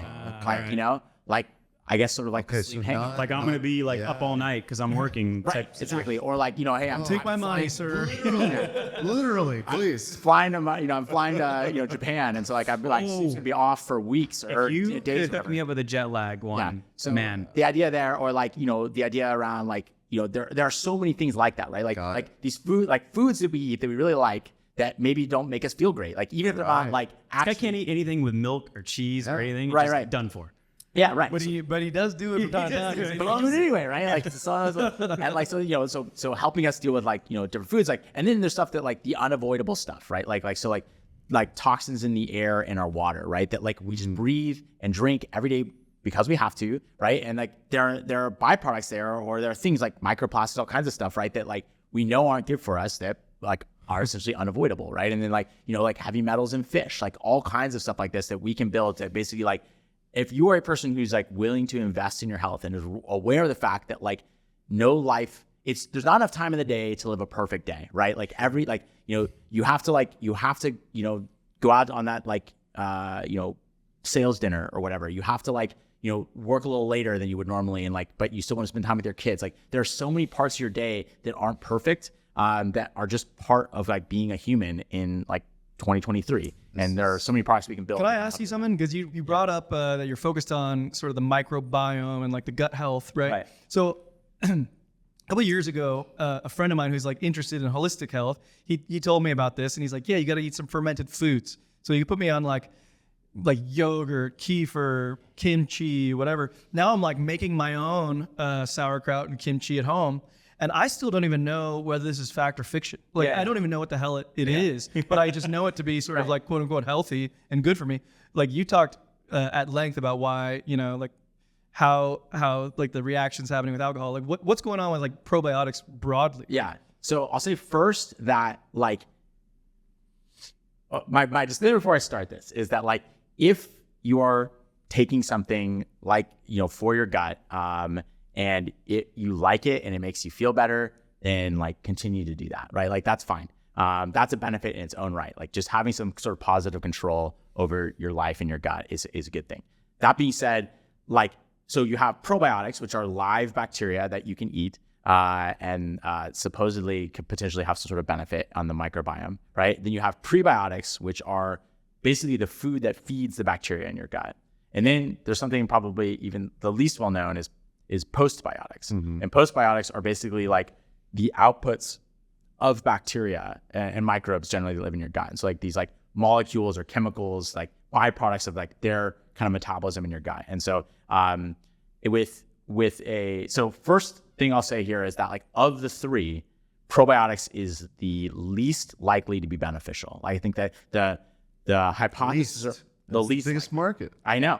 And so it was because it's the simplest to understand, but it's the one that makes the least sense For the consumer or the simplest to understand for the consumer, right? So like, so basically like, everybody learned like, about 10, 20 years ago that like we have a microbiome, right? I mean, obviously like scientists knew that it existed, but like this became a thing in the market like 10, 20 years. And it's like, oh, there's bacteria in my gut. So here's more good bacteria that will help you. That's exactly what my question was. They're like, you need a biodiversity in there. I'm like, exactly. Why? Like, what does that do? The more so biodiversity is super important, right? So like the more different kinds of bacteria you have in your gut. So basically so you have about as many bacterial cells as you have human cells in your body. But the difference is that like, which in its own right is pretty exciting, right? But or amazing, right? That we're basically like a walking like pond, like an ecosystem, like more than we are just human. But like all of our cells have the same genes, like the same like 20,000 genes or so, right? All these different bacterial cells have different genes, right? So and each gene encodes a biological function that helps you live, right? And so your cells do a lot of things to help you live, but then bacteria are doing 100 or 1,000-fold more biological functions than you are in your body. And so the more different kinds of bacteria you have, the more diversity of biological functions you have in your gut, which is like a good thing to have. You think you're like sort of like stacking up abilities, right? Like, so if you only have one bacteria in there, you can only do like one set of functions. So the more different kinds of bacteria means like the better you can like extract nutrients from your food, the better you can educate your immune system, like the smarter you are. Like there's a lot of things that we know, like direct interactions between bacteria and our bodies. And so having a diverse microbiome is really important. And everybody's microbiome is different, right? There's an infinite number of different kinds of microbial communities and your microbiome today is totally different than it will be 6 months from now. And so the idea that like this bacteria that's a leftover of the milk industry could universally help everybody have a healthier microbiome in some way is crazy, right? Like, so the analogy that I use there is like the life of the party, right? Like if picture in your head, a person who is the life of the party walks in as the life of the party at like a frat party, right? In college, like that, imagine that person. Now imagine that person walk into like a hipster party in New York in an apartment. That guy is not going to crush it at all in that party, right? So even if that probiotic is like really good in one person's gut, right? Like, then you move into another person's gut, it may be a disaster, right? Like there's a whole delicate interaction and network of bacteria that are interacting with each other. And like, one bacteria is eating one thing and producing some byproduct that another bacteria eats, right? And like, so this whole interconnected network. And then you like jam in 10 billion like CFUs of lactobacillus. The more billions, the better. Right? Yeah, right, exactly. More that like somehow that's going to uniformly help everybody, right? It's crazy. Yeah. Is every lactobacillus like unique? Because like lactobacillus seems like the most common one. Well, so lactobacillus is the most common probiotic in the market because it's a leftover of the dairy industry. It's the easiest it's basically like we're monetizing a byproduct of that industry. It's like, it has nothing to do with human health and everything to do with like logistics. And so as a microbiologist, I can tell you that like the hypothesis around why a probiotic would be beneficial is the weakest hypothesis. Not to say that there isn't any value to that or that people can't get benefit from it. It's just that it'd be highly variable and it would be very inconsistent, right? So so then you have prebiotics, which just are food that feed bacteria, not you. It's fiber. And so that is a much stronger hypothesis. Like, we know that regardless of your microbiome, like if you eat a diversity of fibers, you can feed a diversity of microbes and that's going to be better. So that is a good hypothesis. And postbiotics And so I'm building your sort of kimchi question, right? Is that like, basically like that's things produced by bacteria. And so if you take a food like cabbage and you ferment it into sauerkraut or kimchi, right? You're basically putting bacteria on that and they're breaking down the fibers in that plant and then they're producing byproducts, which are postbiotics. And so if you eat a fermented food, you're getting in large part probiotics and postbiotics. And so some of those postbiotics have been shown to be beneficial. And so again, this is the kind of thing where it depends on the person, depends on what you need, right? But like eating a prebiotic is probably the strongest hypothesis. And then, postbiotic, depending on what the postbiotic is, could be beneficial. And so when you're eating fermented foods, if they make you feel better, then maybe there is postbiotics in there that are beneficial to you. And if you're not really noticing any difference and it's a big effort for you, then maybe you don't have to kind of like, feel guilty because you're not using them or whatever. Right. Can we go back to the applications that you were talking about? Yeah. You talked about so many possibilities. Sorry, you give me an opportunity to talk about the microbiome. No. I'm going to go nuts. No. And there's a lot of listeners here for that. So like you made them very happy. Yeah. But going back to the applications, like there's a lot to go through. And to create your first one was a lot of effort. Yeah. Manufacturing, everything you had to set up. Right.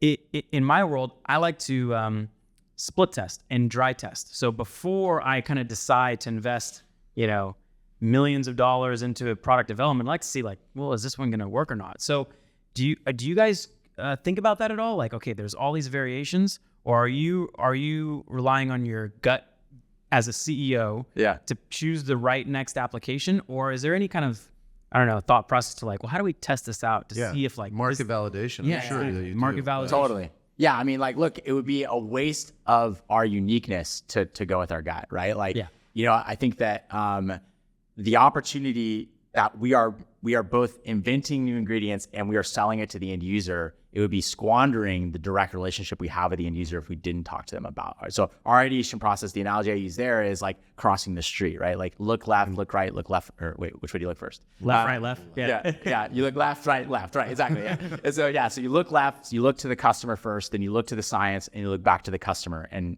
we do that several times through. So we'll first like go out, and so we just had an ideation retreat with so first and foremost it's cross-departmental, right? So we have our scientists and engineers in the room, we have our marketing, we have product, we're all there together, and we're sort of like ideating on like what are some problems we think are important. We look, we do market analysis, things like that, and then we come up with like a kind of list of problems that maybe we could solve, and then we go talk to customers and say like, what of these are exciting to you? And then we wait for the iPop moment, and like, okay, like that one seems interesting, and then we take that and we go back, and the scientists who've spoken to the customer and understand what they need, start to be like, okay, how do we solve this problem? And then they come up with like some biology, like, here's a biological process, like I did with the first part, like, okay, what's going on when you drink? It's like, okay, there's a lot of things going on. Like what part could I handle as acetaldehyde? And like, what effect would that have? And then, so, okay, I think here are the effects. So then we go back to the customer and say like, hey, if we built a product that did this specifically, right? So it didn't help with the quality of your sleep, right? It wasn't a gel-free carb, right? Made you feel better, and it dealt with the kind of these things. Would that be exciting? And the answer is yes. And people are still excited. It's like, okay, let's build that.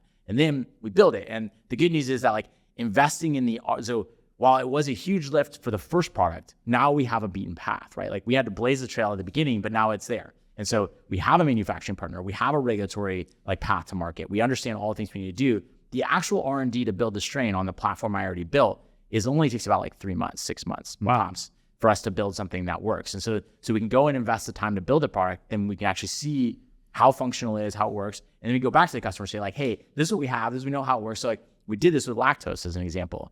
We built a product that could break down lactose for people who were lactose intolerant. And we saw that after we built it, it could break down maybe like 2 to 3 grams of lactose, and a glass of milk has like 10 grams. So we're like, is that interesting? Yeah. Do people want something that can help? Like, cause not everybody is like totally lactose intolerant. Like it's a spectrum. Yeah, exactly. So people have different thresholds, and so like is a non-total solution, or for people who have like mild lactose intolerance, is this valuable? And so we went and talked to customers and found out that like, no, it wasn't. That basically people with like mild lactose intolerance kind of just manage their diet. They don't really worry about it. They're willing to get a little farty. Like, I want to eat a whole cheese pizza. Like not one little bite. And so we didn't see that pull. And so we have the product in our freezer, if ever we decide to launch it in the future, but like, it just wasn't the same kind of pull. And so we moved on. And so, because the R&D on the product is a lot faster and easier than once we go whole hog into the commercialization, right? Like the branding and the manufacturing. That's pretty impressive considering you just said that everyone is unique. Everyone's microbiome is unique. Yeah. And not only is it unique now, but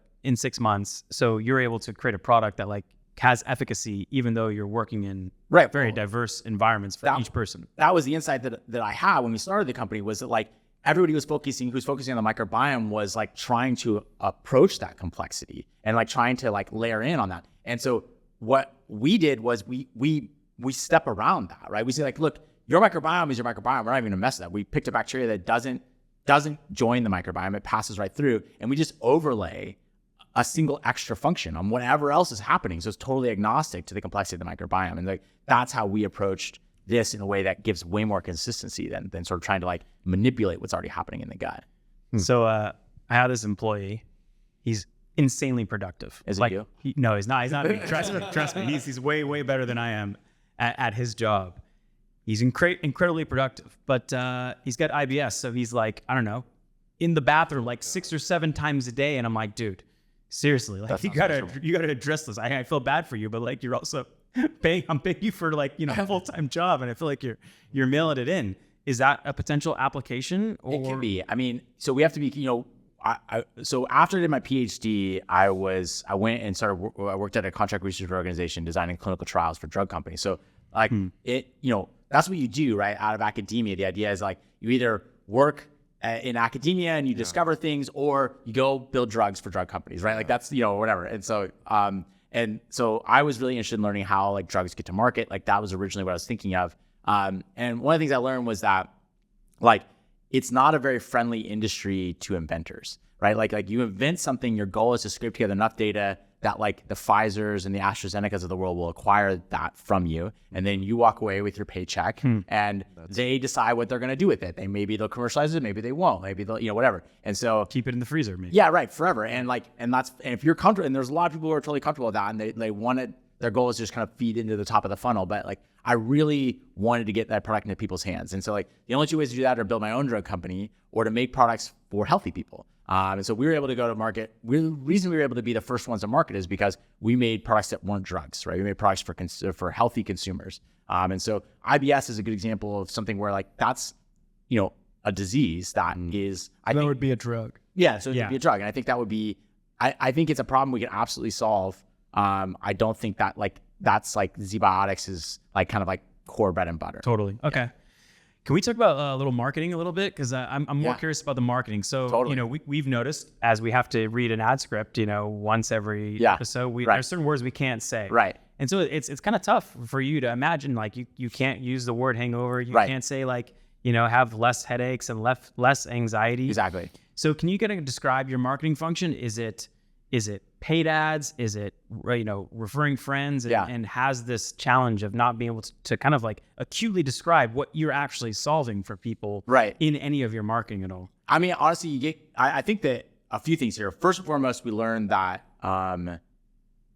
people, like we learn what's sold well, right? Like, and that by far still our greatest growth channel is organic word of mouth, right? Like still like outside of paid ads. Yes. Wow. Really. So, I mean, it's, you know, it's the plurality, like like a third of our customers come from organic word of mouth. Whoa, that's great. Even today. And like to your point, I mean, it's there's a virality to it, right? Like, and you're not talking about your referrals. You're talking about just. I'm talking about organic word of mouth, like not even paid referral. Like direct traffic to Zbiotics. Yes, exactly. Yeah. I mean, like, and you know, and then we do post-purchase surveys, right? Yeah. Like say like how do you hear about us? And it's like a friend, and like, and we hear the story over and over again, right? Like somebody's like, they try the product, they're skeptical, they love the product, they tell everybody every time they go out, and they bring them out and they give them out to people, and so like, that is by far the most effective way. And the reason that works is that like basically every single person, when they hear about our product, the first thing they do is roll their eyes. And so like if then somebody's like, wait, and they tell you like this, trust me, I was skeptical too. The product really works for me, and you should try it. And like then that does like more work than anything else, right? And so basically learning that, and then a lot of people say that like having a little bit of an explanation of like why and how the product is different is valuable, and sort of like getting that skeptic with them. So basically like understanding a little bit of the science and then having like an authentic endorsement, like kind of the 2 key things. And so all of our marketing is around kind of recreating that in any way we can. So organic word of mouth is great. Then we have a referral program and we have an affiliate program, and those perform really, really well, and they're very scalable. But then, we do like podcast advertising because like there's the opportunity to give a little bit of storytelling and authentic endorsement. So, we make sure, you guys probably experience this, right? Like, give you samples, make sure you try the product, make sure you like the product. And then like the more authentic the endorsement, the better. We've had multiple podcasts. Yeah, that's why I think it works so well for we our actually audience. hit you guys up. Yeah, we hit you because guys. we were using it. We were like, hey, like this would be a perfect fit. We have that. We didn't even want sponsors until we found Zbiotics. Like, So we opened up the whole sponsorship. yeah. That's it. We've had that happen more than once. Like, and like some of our bigger podcasts that have performed really well, like they've literally like either reached out to us or when we talk to them and try the product, they've gotten so excited about it that like we have 2 of our podcasters have then participated in like fundraising rounds, like afterwards, like because they like the product so much. So you're saying there's a chance. So yeah, Term sheet's here. yeah, exactly. I'm not letting that go. Yeah. All right, cool. So yeah, I mean, it's been, it's that getting that authentic endorsement from a podcast is great. And then, influencers are something we're starting to work with a little bit more to kind of figure out the same thing. Like problem is with influencers, it's so hard to get authenticity. They're shillers. Totally. Right. Yeah. So finding where you can find influencers who have like an honest And relationship they have the community you want as well. Right, exactly. That's really important. and that they have an honest relationship with that community. I think that was one of the things that was interesting as well. With podcasts was a really interesting thing was that like we'd have like one podcast that was about like, whatever, like, fitness, and it would do amazing. And they're like, okay, great. Fitness is like the area. And then we'd take 10 other podcasts that had like similar metrics and stuff, and they were in fitness, and like 8 of them wouldn't work. And we'd be like, Wow. what is up with that? And so it was like so hard to pick the winners. And then we started to realize that the topic was somewhat important, but it was like much more important what kind of relationship the host had with their audience. Yeah. And that was really, really interesting. And so that's been kind of A lot of people like to pump big numbers, but they don't have a real That's fascinating because like engagement we level. feel like we have a close relationship with our listeners because like we're in a little online community together. We talk, every other day, every day with each other. They're in our chat while we're live streaming. Like they're participating in the podcast itself. So that's pretty fascinating. But you have this amazing luxury. Like most companies don't have this luxury, like that you have this virality coefficient. You have this growth engine that is your product. And a lot of companies have to rely on paid ads in order to continue to grow. So I'm curious on the paid ad side, this is where a lot of my expertise is and like my experience. And I'm just curious, is it profitable to acquire, do paid user acquisition? Like oftentimes a lot of companies will go in the negative on the first order. And then they're like, okay, we'll make it up on the back end. Subscriptions, email, we'll SMS them, like we'll do whatever we can to make it up in the back. Can you just give us a peek? Like, what is it like for you guys? Is it? Can you pour more gasoline on the fire? Yeah. Or is it tough? Like you have to look at the lifetime value of the customer in order to be profitable. Definitely the lifetime value. Our net LTV to CAC is really good. Okay, that's the metric. Yeah. So I was going to ask you that specifically, but once you told us about the other products coming, I was estimating my LTV in my head. I was like, this is going to be like a net 6-figure millions. LTV. It's like second products is a daily product, and like it's going to be like everything is about I think creating real value for customers, and so that results in really nice net LTVs. And then also like if you're to factor in the referral rates as well, it becomes like extremely possible. But we have been very cognizant, especially because like this company's been around since 2016. So we've been through some years of plenty and some years of drought in terms of like investment and kind of like, so we've always built the company with the mindset that we want to be able to stand on our own 2 feet no matter what, rather than like get a bunch of money in, like run towards the cliff and hope that like the VCs catch you before you hit the edge, and fuck that. Yeah. There's been some really, really great brands with great products that died because that was their mentality. Tons of direct-to-consumer companies are failing right now. Bankrupting. Totally. Yeah. And they aren't even bad companies. They're like good companies with good products, but like just the mentality was that like there would always be money there. And so we didn't ever want to run into that. Like this idea was too precious to me and like my co-founder to like risk that. So we've always been very judicious. And so at the cost of like the rate of growth, right? Like, so our growth rate is great, but it is not like, it's not, we go into some investor meetings, right? And they're like, are you growing like 80% month over month? And we're like, no, because that's fucking ridiculous. No, when we have cash flow positive, when we're profitable. Yeah. Exactly. Yeah. It's you're profitable, growing like 11 or 12% month over month. It's a good solid growth rate. Like it's amazing. But like we do that incrementally and make sure that what we're doing is sustainable. So we have like pretty hard limits on our CAC, and we're willing to go over that on experimental new channels, but we are, we're not going to pay $2 to get $1 on Facebook. Like, no way. It's just crazy. But like, 2x ROAS, you'll be like, hey, send it all day, Exactly. right? Yeah, Yes, absolutely. And that's and our ProAs is like 2.2 or something. So like, That's phenomenal. Yeah. That's great. And you've kind of like shied away from this allure of like, what is our enterprise value or valuation? Because you could have done some of these messy rounds just to like pump the valuation. And honestly, I see that as just painting us into a corner. It seems like a short-sighted strategy, right? Like I have friends with companies where they did that, and now they're having to take massive down rounds, lay off tons of people. And the liquidation prep is just sitting over them as they work every hour of every day working so hard. Totally. It's been insane to see kind of like this massive inflation. Probably a lot of your friends from your class, from your cohort, right? That is and I mean, had to go through a similar journey. Some pretty amazing companies. Again, they're running great companies. It's just like, we play the conservative game, and right now that's working out for us. So, different times it'll be different. Personally, this conversation has been like a dance between the science and, the business.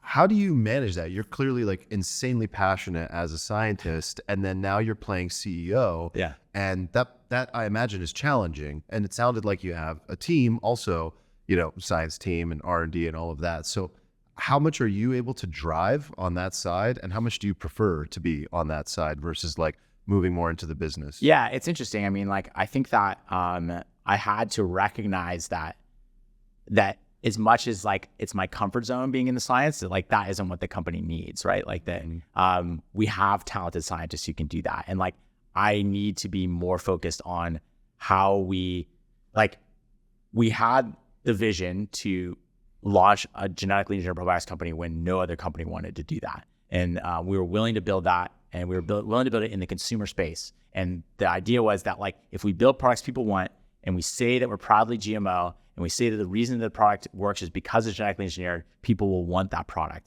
And that and nobody believed me that was. Did you have a lot of doubters? Would you say you had more doubters or more supporters in the early days? In the early days, the only reason why I got anybody to invest was because we were gonna fix the next day effects of thinking. And people were like, I had investors literally begging me to take the GMO thing off of our. No way. Like begging me, like sending me emails, and I was just I'm like, what's that non-GMO icon? It's like a little butterfly. The butterfly. Yes. So when I started the company, I would just walk through the grocery store, my blood would just boil. Like, these like the non-GMO water and stuff, water. Yeah, non-GMO like wheat flour. There is no genetically engineered wheat on, like it doesn't exist. The marketer me's like, nice job. Yeah. But like also like fuck off. No, it's like I should flip a table. Like I literally I used to do this. This is like one of the stupid things I used to do. Like, right? Because I could go in there and I could yell at people until I'm blue in the face on Facebook and make no impact, right? I used to literally I would genuinely do this. I would like take pictures of like the label and like the contact me phone number, and I would like call these companies or email them and say like, why do you say non-GMO when there is no GMO? Oh, you're that guy. All right, cool. Which is like so inefficient. But it was like, honestly, I knew that, but it was more cathartic. It was like frustrating. But like, if I wanted to have a real impact on that conversation, the goal was like, let's build products that people want, right? Like the YC, like make something make something people want, and like. And connect the fact that the technology was creating that benefit, right? Like that was really important. And so like recognizing that, like, and I had a strong belief that like everybody was afraid for no reason. There was a huge opportunity here, right? There's this pluralistic ignorance. Like everybody believes that everybody else, like one of the most common things I heard in early days on the phone when I'd call up customers would be like, what do you think about GMOs? And they'd be like, well, I don't really care, but I think other people do. So you probably shouldn't talk about it. So where did that vitriol come from? Was that from Monsanto and the Roundup Ready? Is that exactly where it came from? Basically that essentially applications of the technology got conflated with the technology itself, right? Like technology is just like genetic engineering is just a technology, and it can make products that are good or bad. Like splitting the atom. Right. I mean, like it's really good or really bad. I mean, like, the one analogy I use for that is that it's like there's a hot debate in this country around gun control. Like some people like guns, some people don't, right? And like if you don't like guns, you're probably not anti-metallurgy, like the technology used to make the gun. Because you recognize that metallurgy can also make a spoon, which is a totally safe and innocuous product of that technology, right? The combustion engine is an incredibly dangerous technology that we accept in our lives because we recognize that can be used like in ways that are super useful. And we, and people are able to make that cost benefit analysis, right? They get in a car and they say like, I can get to this place, 100x faster than without a combustion engine. And so I recognize that there is some risk to this, but but the reward is far worth it. And that's literally how we think about every single bit of technology, no matter how small or big it is in our lives. We make that analysis. And when you walk into a grocery store and you have non-GMO corn and GMO corn, there's no benefit to you to take the GMO corn, right? Like that benefit was for the farmer. And so if we're in, and so therefore, why would I not be non-GMO? Like I've heard so many things about how it's dangerous and like, yeah. And then there's like, you know, and all the issues were very reasonable in the sense that like, right, you say Roundup Ready corn, right? Like we're dumping a lot of pesticides on the ground, and that's being washed into water streams and all these things, causing all these problems, and right. And so people are like, wow, that's really bad. And you can debate whether or not that's bad or good, but the point is that like the problem is not genetic engineering. The problem is the application of the genetic engineering. And then somehow people decided that the fact that the sequence of DNA in that corn changed made it bad. And it was like, no, what made it bad was, or potentially bad was the pesticides, right? Like the genetic engineering isn't what it just enabled a business practice.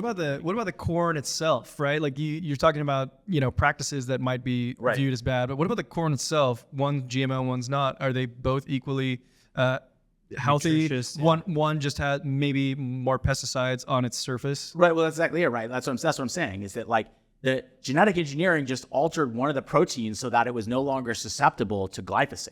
Right? Like it had no other effect on it whatsoever. And so the sequence of DNA and that change in that protein has no effect on like human health or anything, right? It was just then people dumped glyphosate on that corn, and then people were upset about like, is that glyphosate like staying on the surface of the corn? And then am I eating that? Is that bad for me? And then they miscorrelated these two things. And so the idea that like the act of genetic engineering made it somehow unsafe, and that like the DNA would like get into our cells or something, and like all this sort of science fiction that kind of spins out of it. And so there's this like massive anti-GMO movement that happened because of like what started with like pretty like reasonable concerns about business practices that sort of like through, and then the problem was that all the marketers started like piling on the bandwagon and throwing this technology under the bus. Like, oh, you mean I can sell my soy milk? Spotted an opportunity. If I, you know, or like, and like soy milk actually, you know, that makes sense. There is GMO soy, right? But then like, oh, I can sell my wheat flour for more if I say it's not GMO, even though like all wheat flour is non-GMO, and like, you know, all this stuff, right? So,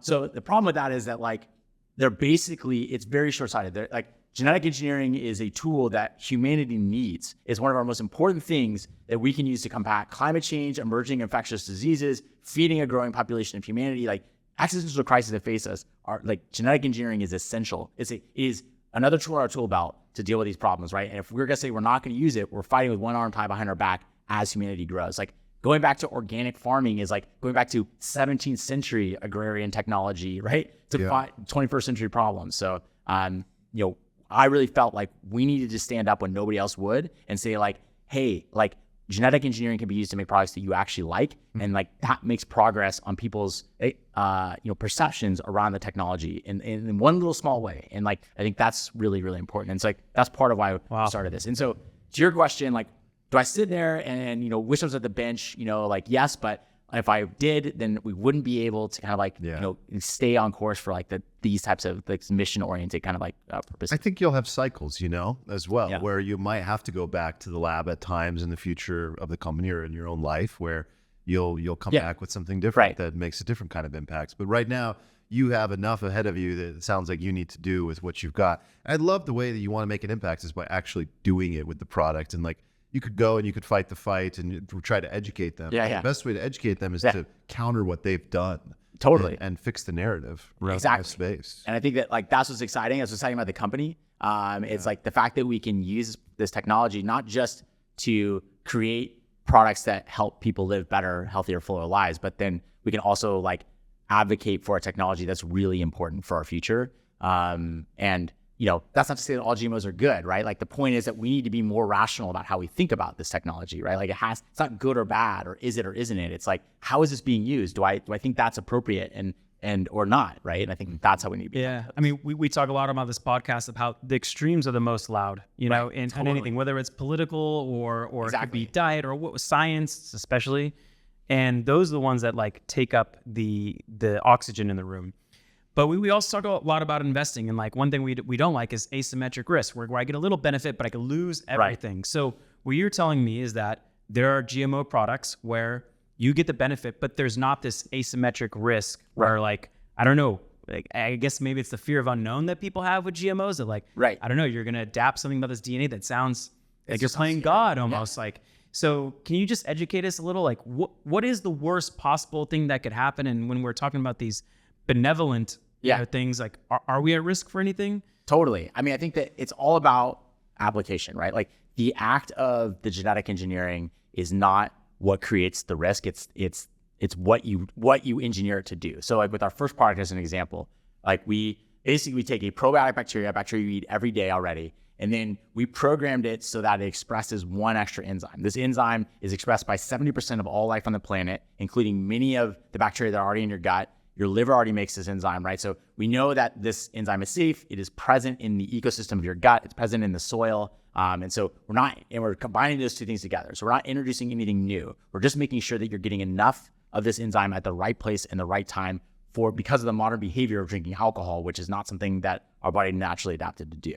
And so because we're doing that, we are eliminating essentially all unknowns, right? And so like the fact that we've changed its DNA in some way is not even unnatural. We literally leverage the way that bacteria change their own DNA like all the time, like billions of times a second.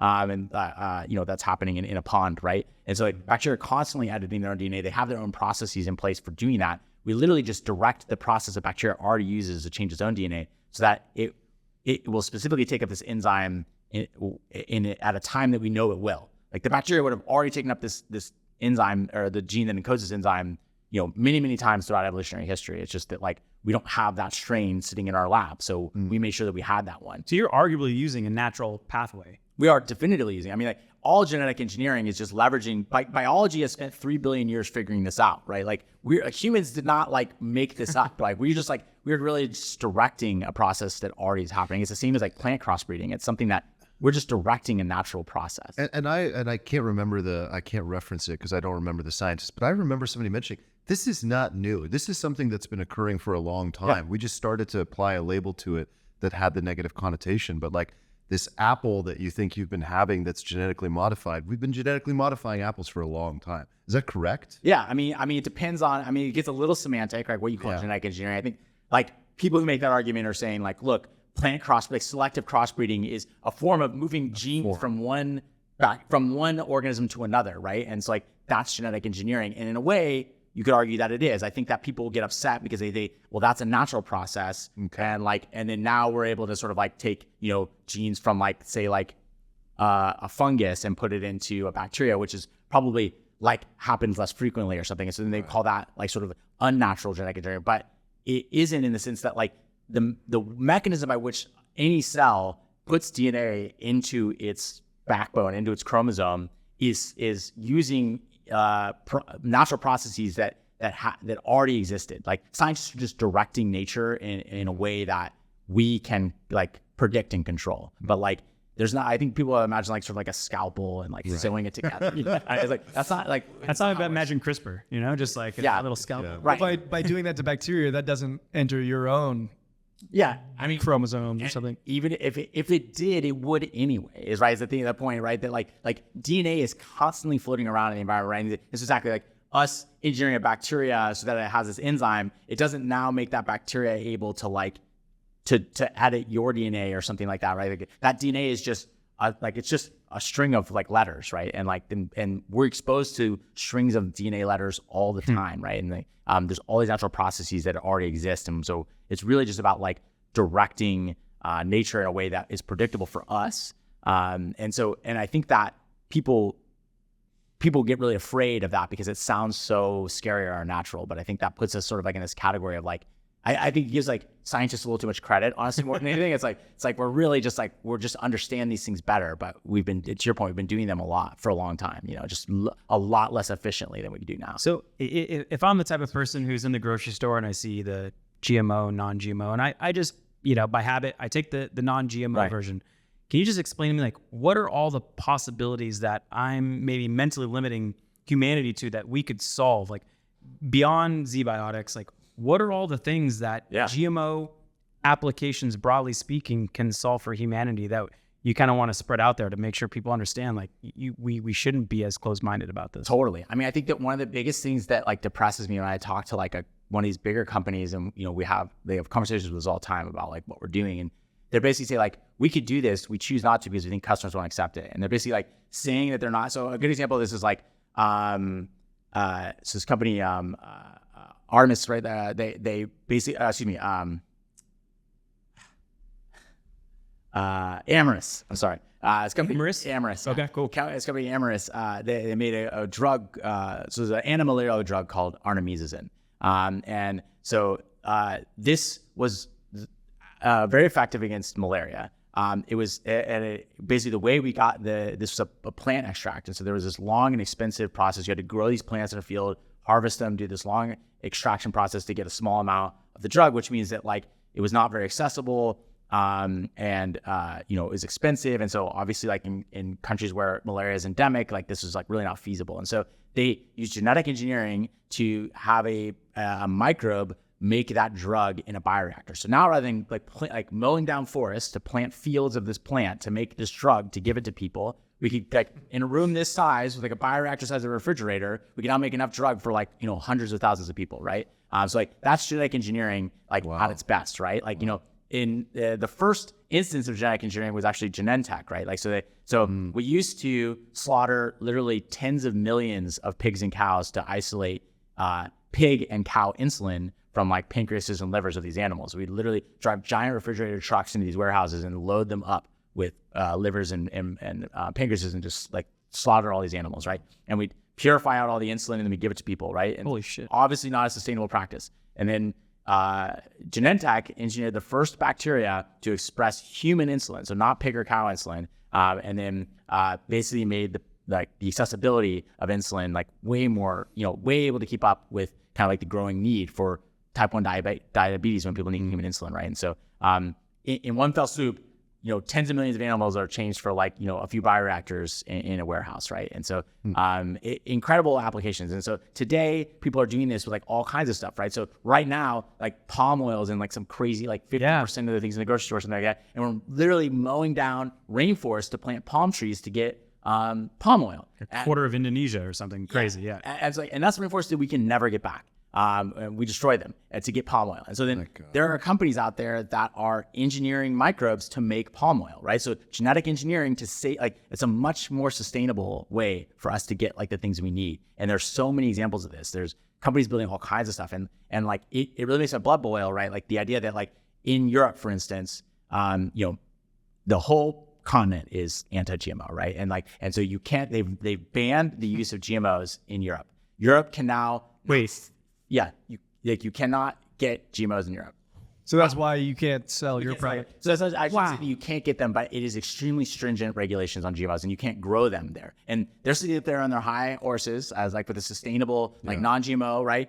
They can't feed themselves. So they're now outsourcing their carbon footprint to Brazil, where they're mowing down Brazilian rainforests to plant their organic food that is less yield per acre so that they can have their non-GMO, right? Like destroying the planet. This is while it's totally this is blood boiling. It is insane, right? And so that's not to say that GMOs some of the biggest are all good. Exist. Yeah, exactly. It's not to say that they're all good or that like all these practices that are enabled by it are right, but like the idea that we should just like wholesale remove this opportunity, right? What's the deeper dysfunction here? I mean, we talk about this stuff on the pod a lot, and like the psychological analysis of this is really interesting.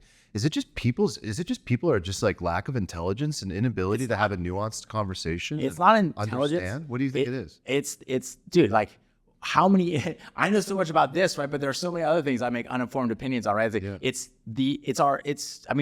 impossible for you to have an informed opinion on everything, right? Like, but is it a flawed incentive? Is it like a political issue? We want shortcuts, right? And so somebody tells us it's black and white, it's simple, GMO is bad, and then a politician says like, oh, I could get more votes if I feed into that. Yeah. And so then like, let's pass a law that says it, and I'm not blaming politicians, right? Everybody is, and like, marketing is the same thing, right? What shortcut can I use to like make myself look better than my competitor? Do I care that it's like destroying the planet? Like, no, because I mean, like, I don't make that active decision. Like, I just don't know. And like, looks like GMOs, if we say it's not GMO, it's not GMO. So let's say it's not GMO and we sell more. And it's like, that has downstream consequences. Like somebody, and they extrapolate, right? Like, so there was the scientists genetically engineered rice to express beta carotene so that people could get vitamin A in countries where like there was food scarcity, and a lot of people were getting like rickets and stuff because they didn't have vitamin A.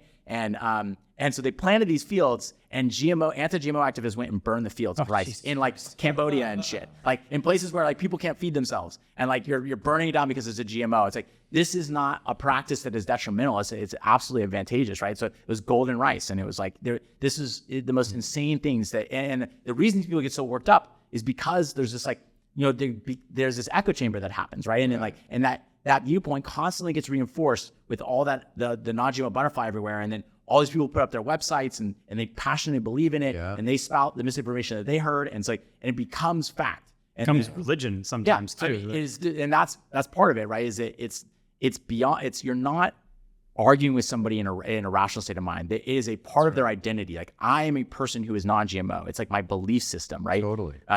Don't take that snippet. I am not a person who's not GMO. Right. But it becomes like a part of like who you are. And so then if you try and challenge Applies that, to so many things too. That Right. identity thing. totally. And it's like, you try and challenge that as a scientist and be like, actually, GMOs aren't bad. Like, why? Like, people are like, fuck you. Like, Right. they won't hear that. But like, one of the It's like you called them a name. Like, yeah, right. It's like, how dare you say that I'm wrong or that my identity is incorrect? And like, so I have early in the early days of Zbiotics, we did a bunch of like, phone calls and stuff like that, and focus groups about like, and we, in part, we focused on the GMO part of the, my hypothesis was that most people, if you gave them the product they want, they wouldn't care one way or the other. And so we tested that. We asked a lot of people questions. And so we did like these surveys, and we did this one survey where we asked people about their GMO sentiments, and then we selected 6 people from that survey who had identified as very like strongly anti-GMO and who consider themselves like pretty well educated on the topic. And then we brought them in for a focus group, and the goal was not to convince them about anything or anything, convert them. It was just to learn like where they get the information, how they think about this kind of stuff. So spent an hour asking them all these kind of questions, and like one of the big kind of bits of feedback was that like they know that there's a bunch of misinformation out there on both sides, and they just don't know who to trust, and so they kind of look for like the geometric middle here, like of like, what am I hearing? And I'm hearing a lot more anti-GMO stuff, so it's probably bad. And so these are people who are trying to educate themselves, right? Wow. And then they have these like kind of like perceptions that are, misinformed, and it's not even their fault, right? So how do you know what the good information is? And so anyway, afterwards, there was like a meet and greet. We were chatting and with some of the folks. I was talking to this woman on the panel, and she spent the last hour saying how she was anti-GMO, and she always made sure she bought non-GMO products when she cooked for her church and all this kind of stuff, right? And then she goes, well, what do you do? And so I tell her, and she goes, wow, that's so cool. Can I try it? And I said, well, yeah, of course, but it's a GMO. And she's like, oh, that's okay. It was like, yeah, because it was like a whole different thing, right? Like she used to give GMOs as like, evil, like Monsanto and like, Roundup Ready corn. And like that's how she's thinking about it. Like they're destroying the planet. And then I say, well, I'm genetically engineering a probiotic to help you feel better the day after drinking. And you're like, and she's like, well, that sounds like a cool use of the technology, right? So like, that was like my moment, right? That like we can elevate this conversation. We can actually have an impact in that. Was that because she had a little personal relationship, she saw you face to face, and then you just said, yeah, I think that like the connection was important, right? To see like a human. That's the other thing, right? Like it is like these faceless companies, like the evil scientists in a lab playing God, But then you talk to somebody, and and you see, and when I explained specifically what we did, right? Like I didn't go into the nitty gritty details, but just like like exactly how I explained it here, and like I think that makes it more approachable, more acceptable, and you get to move out of this like us versus them into something that's like more rational and reasonable. So that's our goal, and that's why we always say proudly GMO on our website, on every bottle, every box. Like the goal is like link the technology to the benefit, which is something that like hasn't really happened before. We got to get Zach a radically moderate t-shirt. So we kind of have this like little, I don't know if it's a motto, but it's more like a saying that kind of encapsulates what we tend to arrive at, which is, the radical extremes are the ones that are loudest. Totally. But the radically moderate are the people, not necessarily in the geometric, middle or mean. Exactly. But just understand it's nuanced, it's different. And you got to be open-minded at all times. Yeah. You got to take a little Bayesian approach. Like as you learn more data, you adapt your hypothesis. It's never a fact. It's always a hypothesis. Yes. And so, anyway, you kind of like fit right in, especially with that. It is deeply my belief. Like, there's no black and white. Right. No such thing. Well, it's been amazing. Yeah. And Zach, I got to give you big ups. I mean, we're entrepreneurs. We joke about how being an entrepreneur at most times is like eating glass and staring down this big, dark abyss. Totally. And it's not easy. And we always try to like celebrate entrepreneurs who either failed or succeed, but Right. you just happen to be in the ones that's doing really well. So Yeah. big ups to you, man. It's not easy. It's funny. There's some weird psychology about this, all right? Because like it's like eating glass, but like we But love you're it. addicted to Yeah. it. You still love it. For more. Well, we do it all. Like I can't. Like it's pretty. Like maybe like 3 months into starting Zbiotics, I was like, I'm never having a job again. Like this is I'm doing. Yeah. This is what I'm doing for the rest Welcome of to my the life. dark side. Yeah. Yeah, exactly, right? It was like, how can I ever go back? Yeah. Yeah. No, you have to be a different breed. That's for sure. Yeah. Or sometimes it breeds you. Yeah, that's true. All right, guys. Well, this is lovely. Thanks for having us in so your office, fun, by the man. way. Dog, thank you guys so much. This was Yeah, I- let me rant for about I don't know how long. That was, an hour and a Nah, half. you're a rock star, dude. You're a rock star. Yeah, next time we'll talk about something that you're interested in. Yeah, exactly. Yeah. Yeah, no, people are going to love this episode. Thank Cool. you, man. Cool. Yeah. Awesome. We'll Thank have you to so much see for having me. again. Absolutely. Share this with a friend if you're listening. This was definitely a first guest we've had in a while. We love having guests on. And honestly, you were my favorite so far, Zach. Cool. Not that we love all our children. Right. Totally love all our children. All your guests. Check the record. No. But thank you, man. Much appreciated. And yeah. All right. Later, Love you guys. everybody. Love you guys. Bye. Thanks.